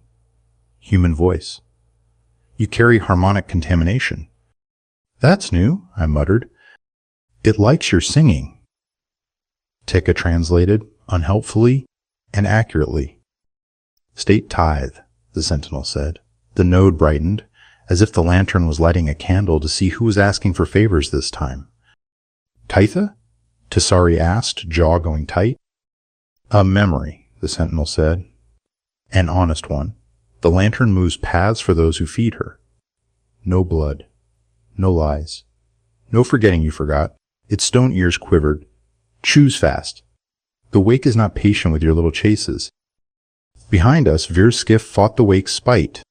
Drones doubled, tripled, trying to average the field into numbers their programmers could sleep with. Veer stood on her prow, hair and tail wet with gravity static, and sipped fury like tea. She looked like a woman who would pry the lock off heaven just to peek. Her voice carried across vacuum, a tight beam whisper into our hull.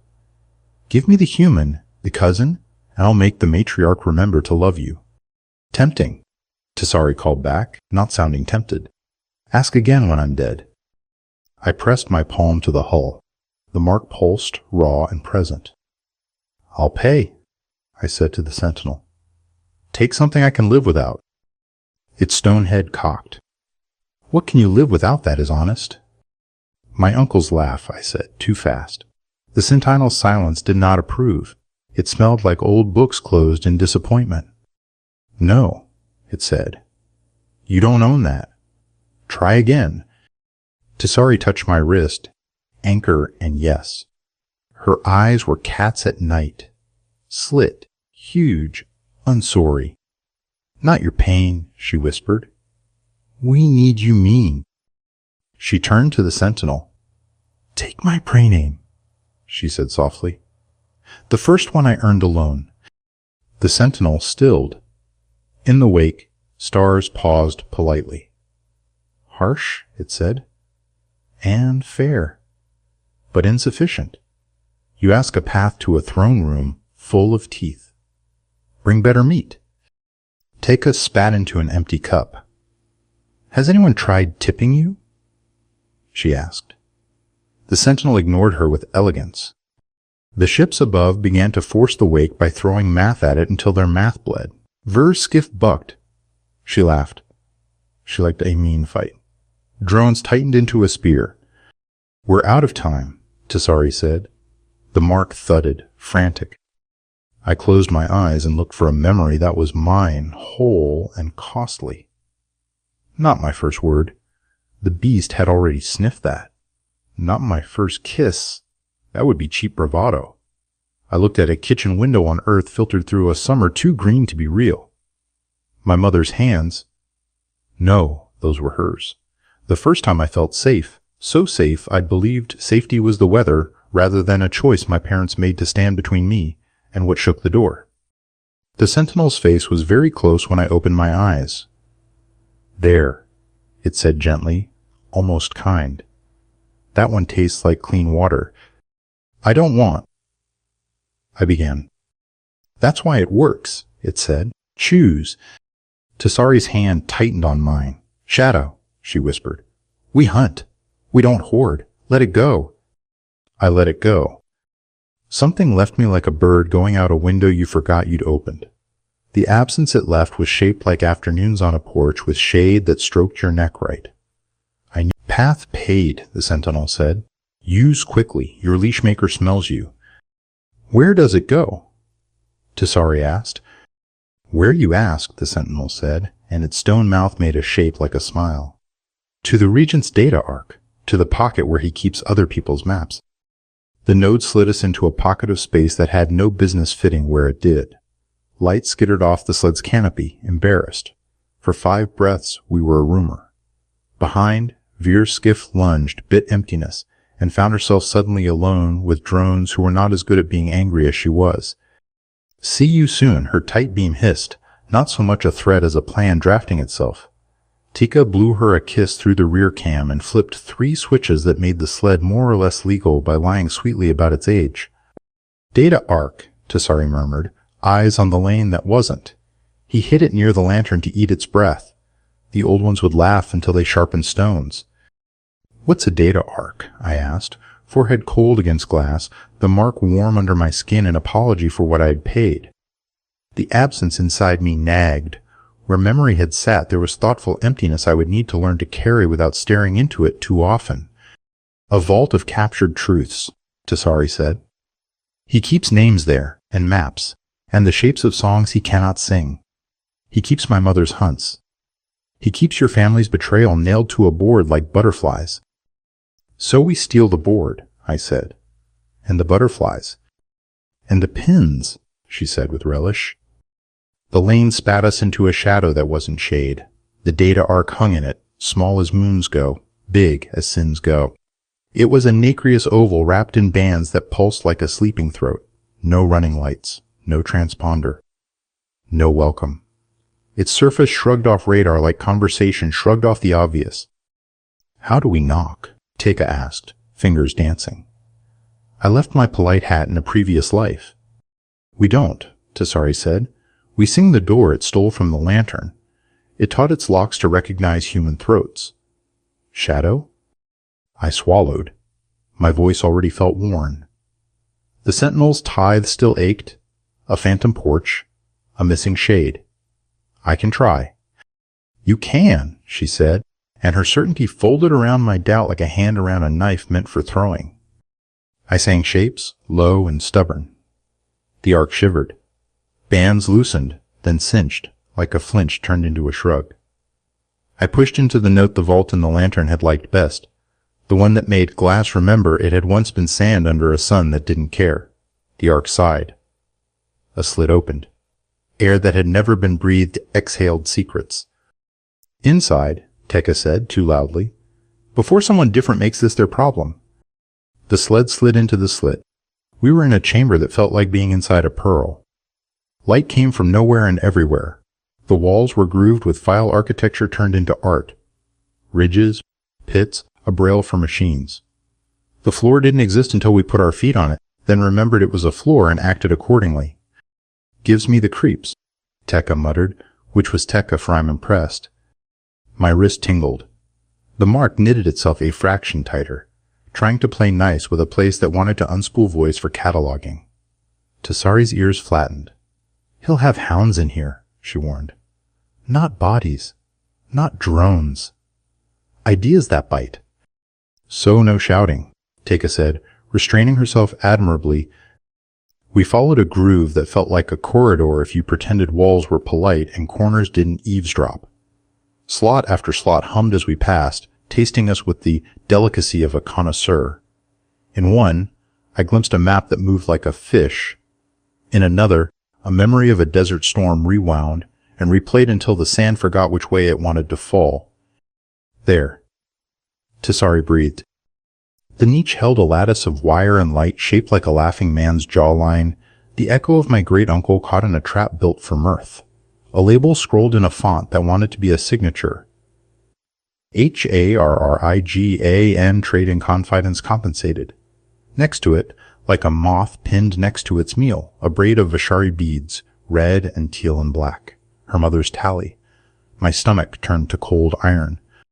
Take them, Tisari said. Take him. Take every copy. I reached. The ark's hum rose, interested. The groove beneath my feet tried to tilt into a smile. A keening began, low at first. The sound of a lock telling you it has preferences. Fast, Teika warned. Something just told Mama we're in her pantry. I grabbed the lattice. It was warm the way a hand is warm after it's left a table. The wire flexed, reluctant, then decided to come if I kept asking nicely. Tisari plucked the beads, holding them as if they might go feral and bite. Her eye out of it poured a flavor of hound not built this side of a human throat, not crawling, not flying, a rumor with edges. It smelled like official letters and carpet glue in 2 clean hands. File wraith, Teika said, pale. Paper made mean. It tasted the lattice in my hand and smiled without mouths.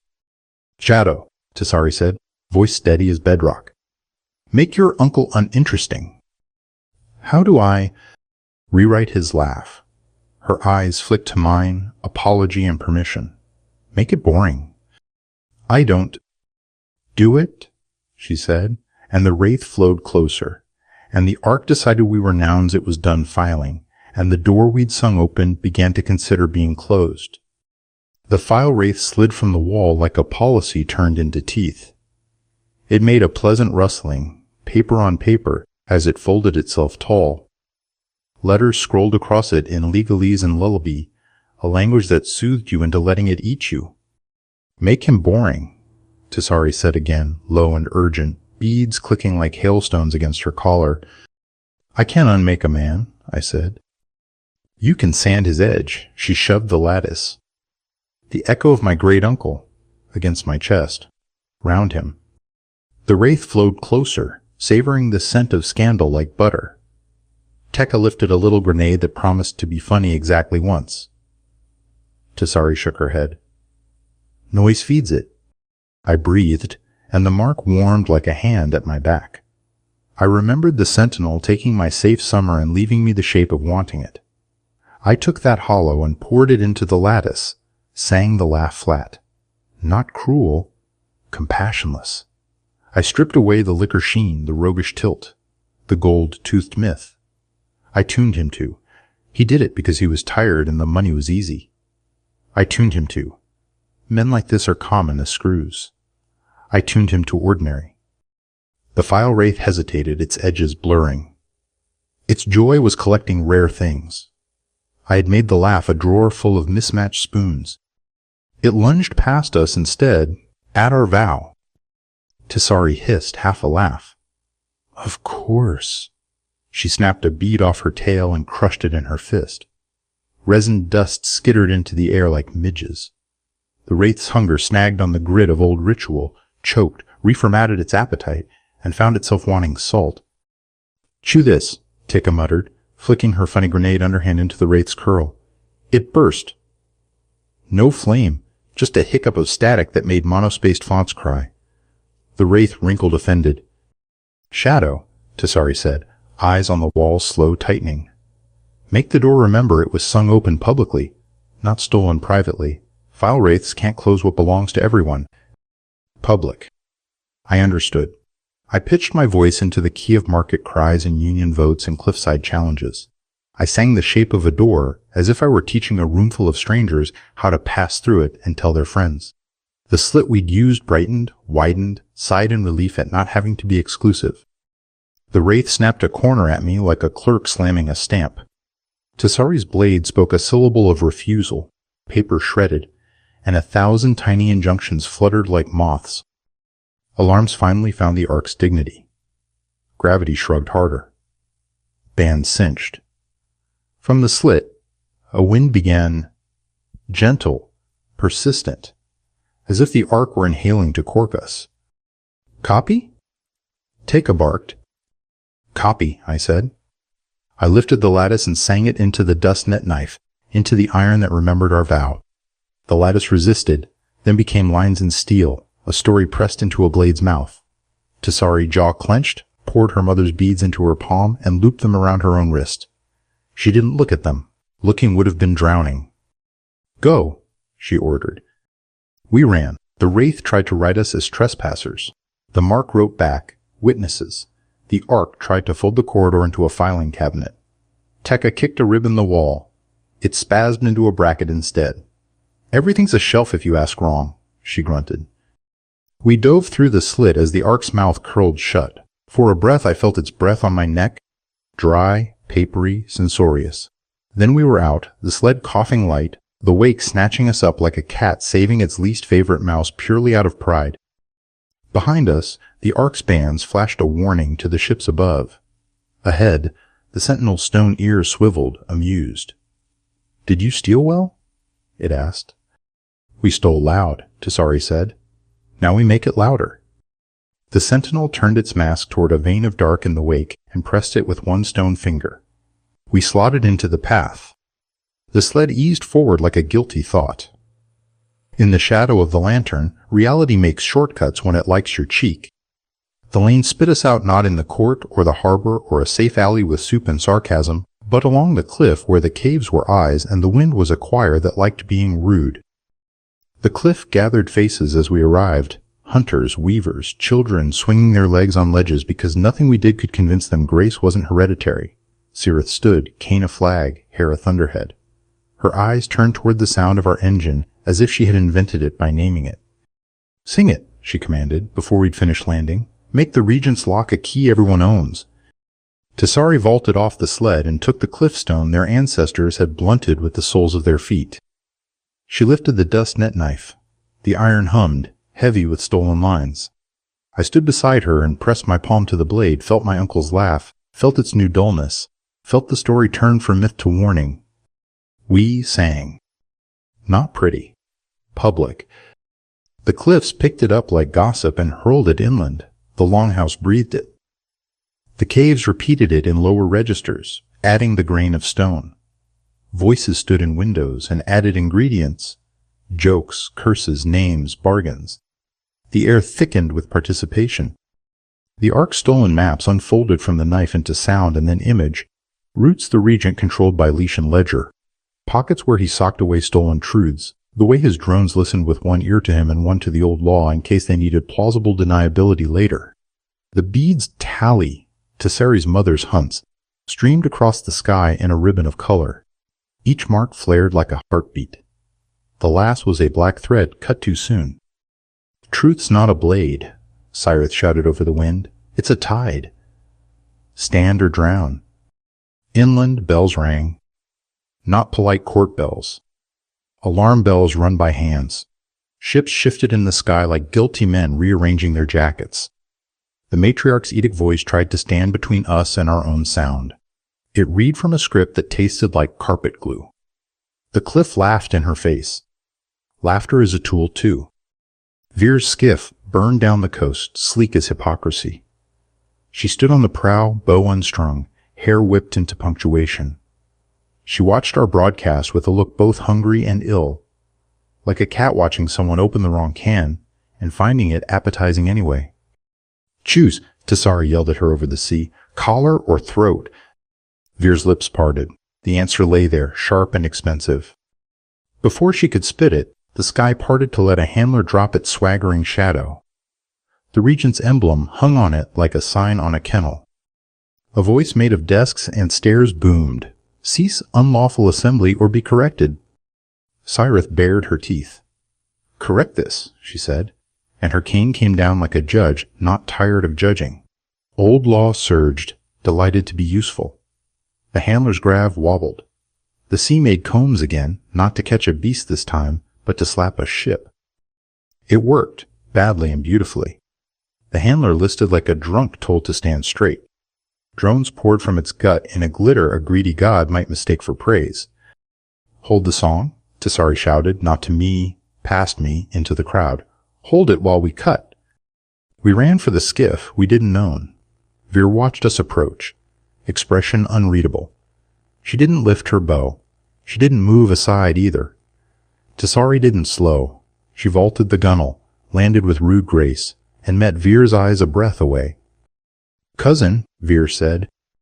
"Cousin," Tisari returned, and then they hit each other.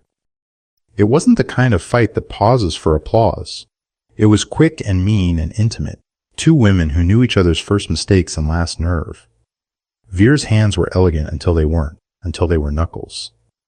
Tisari's blade hummed alleys into the air till Veer twisted, caught her wrist, used the boat's tilt like an ally. I went for the skiff's controls because romance with violence is a hobby and piloting is survival. Tekka belly flopped in after me, swore like the ocean, and yanked a panel off the dash with her teeth. "You fight," she told the cousins. "I'll make your fight mobile." "Stay," Veer commanded me without looking. "Sit," I suggested back, and threw the skiff into a sideslip that made both of them grab for rail and each other. A drone stunner bolt kissed air where Veer's ear had been a moment ago. "She didn't thank me," she glared better. Above us, the handler hissed down a recall tone that had nowhere to go now that we'd cut its leash earlier. The tone slithered along the cliff, looking for law it could bully. The cliff spat and kept singing. "The public is rude when you do it right." Veer's bow had skittered to my foot. I kicked it toward her. "She didn't thank me for that either." The mark flared. Tisari's pulse, hot and furious and hopeful. The drones were coming in a wall now, trying to smother us with competence. "Veer," I snapped, hating the unfamiliarity of her name in my mouth. "If he corrects us now, your matriarch is nothing but a nameplate on his office door." Veer froze, the truth landing like a coin with an insult on it. Then she moved. Fast, clean. Not at Tisari, at the sky. She strung her bow. She drew. The arrow sang with a frequency that said, "I belong to a grandmother who hit storms." She shot the handler's intake, not to kill, too arrogant to die fast, to make it cough. It coughed. It staggered. Its wall of drones lost cohesion the way arguments do when someone laughs at the right word. Tisari stumbled, not expecting the help. Veer caught her elbow. Their eyes met for a bright, complicated heartbeat, love and rivalry, and the knowledge that one day they'd probably try to do this again without an empire watching. "Go," Veer said, voice raw. "Break his teeth while he's complaining about his lip." We went. The skiff leapt under Tekka's blasphemous repair work. We tore across water toward a causeway that led into the court's underbelly. Drones chased. I sang a speed lie into the engine. It brightened into an honest whine. The causeway gate remembered me from the last time I'd been a problem and tried to be offended. I sang public at it. It blushed and opened like a door mistaken for a stage. We shot into corridors spitting with sprinklers and arguments. The court's belly felt the old law vibrating and tried to pretend it had wanted this all along. In the hall we'd fled earlier, the matriarch stood as if nailed to the floor by dignity. Her blue eyes looked tired enough to be human. Soldiers bracketed her with guns up and faith down. The regent's man, damp and fuming, held his rod like a broken promise. "Stop," he commanded, as if his word could fix gears by reminding them they were cogs. "Correct this," I said, and flung the dust net knife end over end at his nice uniform. He flinched. Too slow, too late, exactly right. The blade bit the rod. The recall tone that had nowhere to go found the nearest leash. His throat. He choked on his own authority, eyes bulging with the sudden memory of not being in charge of gravity. Tisari walked up the middle of the hall like a person who had decided it was hers. Cyrith limped in behind us. Tekka at her shoulder. Veer arriving late and dramatic. Bow nowhere, hands clean. The song from the cliffs poured through the windows like weather coming indoors. "The public reckoning," Tisari said.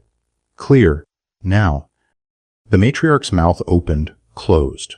Her eyes met mine, blue and pinned with the regent's signature. She could say yes and maybe live. She could say no and cut the throat of the story that fed her kind.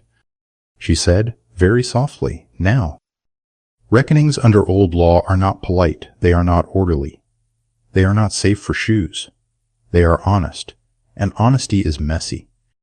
We made a circle, not as pretty as the sea caves, but good enough to make the floor remember what circles are for. The public, courtiers, cooks, guards with visors lifted, because seeing is a kind of law too, stepped in, shoulder to shoulder, bristling and afraid and eager in that way people are when they hope for a different future and dread having to help build it. Tessari planted her feet and named the charges in a voice that caught on nothing: collusion with handlers, a rasher of old law, permitting the leash colossus in a court of hunters, selling hunts as entertainments to the region's collectors. She lifted her cut cheek like an emblem. And cowardice, she said, and somehow made it not an insult, but an invitation to stop.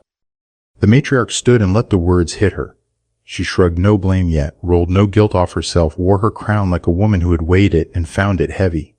I allowed new law to keep bellies full, she said.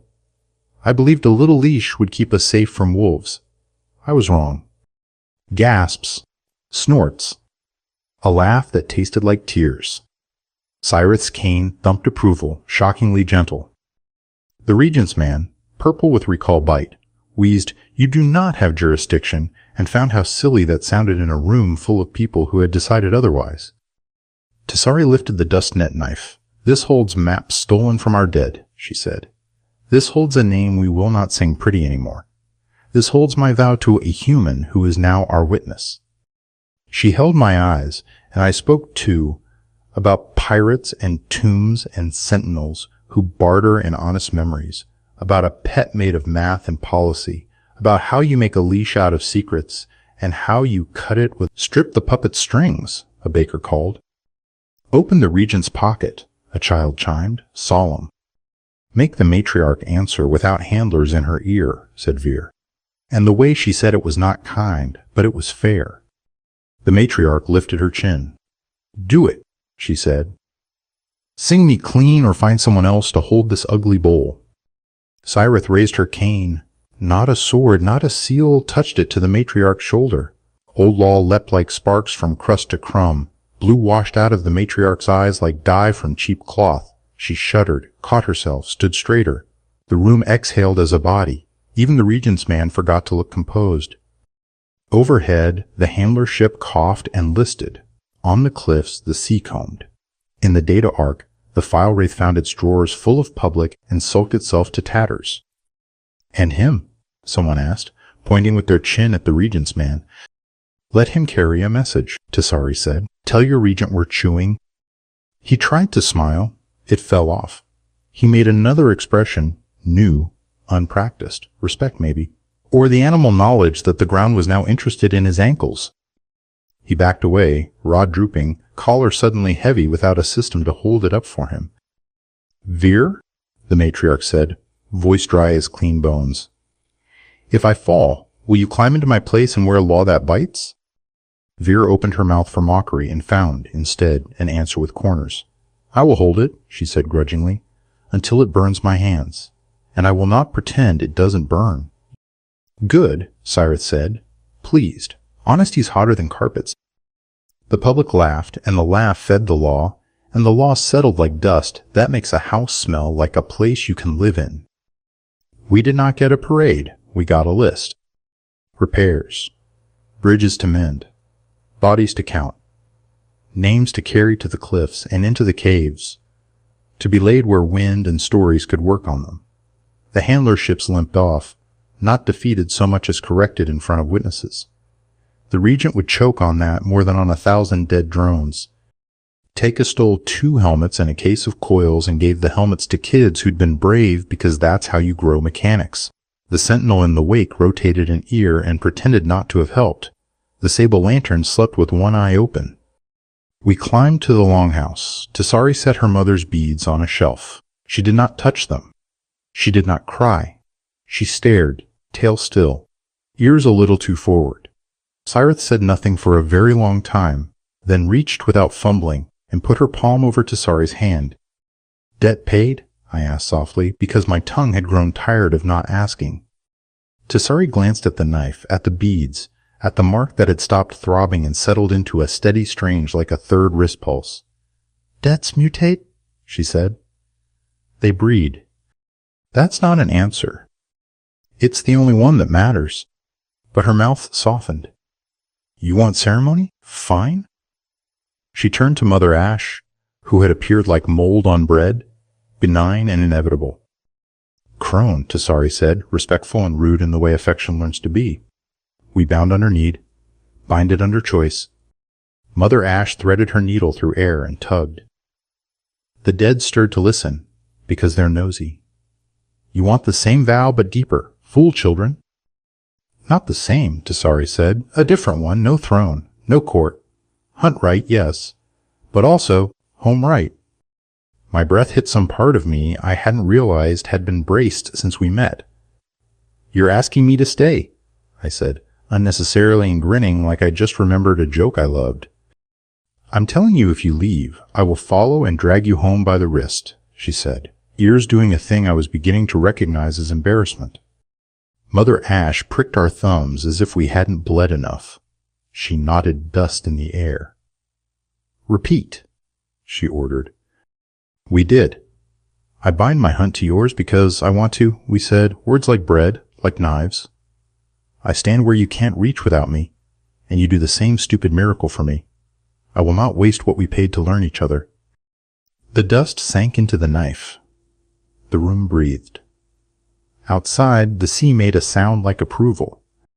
Done, Mother Ash sighed, teaching children to tie better knots in storms. This is my hobby. Tessari turned to me. Husband, she said, deliberately teasing the human mouth on the Vishari word. She reached and, very deliberately, touched her forehead to mine without the push of a vow, without the pinch of a leash. It was just skin, and it was very much everything. Cyrith coughed. Enough, she said. From the doorway, Veer leaned, arms folded, tail a question mark that had not decided to hook into a smile. Don't die, she told us, very seriously. If anyone gets to kill you, it's probably me.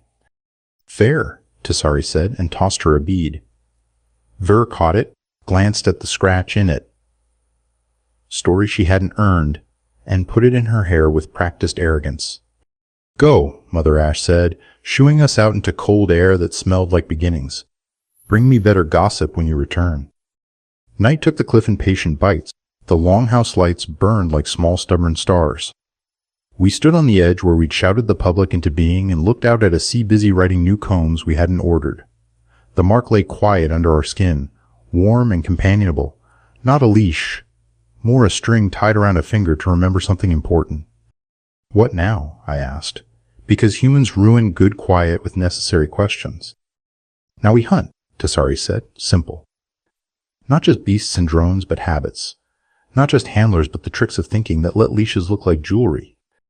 That sounds ambitious. That sounds fun, she smiled, bright in the dark. The Regent will come back with prettier lies. We will need shinier truths. And your pack? I asked, softly, the absence a shape at her shoulder. She tipped her face to the wind, let it comb her ears. I'll braid new names into my tail, she said. Yours is first, Cyrith's last, because she will refuse the honor and then sulk she wasn't asked. Veer? Veer is a storm we'll sail with until she decides to be weather again. She helped. She will want payment. We will pay and not kneel. Teka pinged us from the sled, her voice a grin. Romantics. Stop making the cliff blush. I found you a signal, thin as a hair, old as a grudge, the Regent's pocket twitches. We can follow it like a thread to where he keeps the map of who he thinks we are. Tessari's tail snapped once, delighted. See? Jars everywhere. We turned from the sea. The night broke around us into roads. The sable lantern was a shoulder against our backs. The wake murmured a song for people too stubborn to choose easy lanes. Behind us, the cliff kept singing the public into the cracks. Shadow, Tessari said, as we jogged toward the sled. Huntress, I answered. Do you regret the shocking part? She asked, playful, nervous in a way you only notice when you've learned a person's edges. Marrying you in a temple that smelled like salt and defiance, I said. Only that we didn't steal better wine for the toasts. She laughed, the sound biting the night. My uncle's laugh lay quiet and ordinary where I'd left it. "We'll fix that too," she promised. "We'll steal a bottle right off the regent's table." "And a jar," I said, "because Cyrith would scold us if we forgot." "And a jar," she agreed solemnly. We launched into the dark, a sled with 3 engines and too many opinions. The Sentinel twitched an ear as we passed. The data arc sulked. The handler ships licked their paperwork wounds. On the cliff, the longhouse window held 2 lights burning, one for the lost and one for the fools out hunting. We were the second light. We intended to drag the first back with us, 1 bead, 1 map, 1 song, 1 broken leash at a time. The lane opened, rude and generous. We took it, laughing. And far ahead, where the sky tilts a little wrong, something smiled that thought it was a god. It was only a man with too much paper. We had a knife that remembered our names. We went to teach him how to bleed.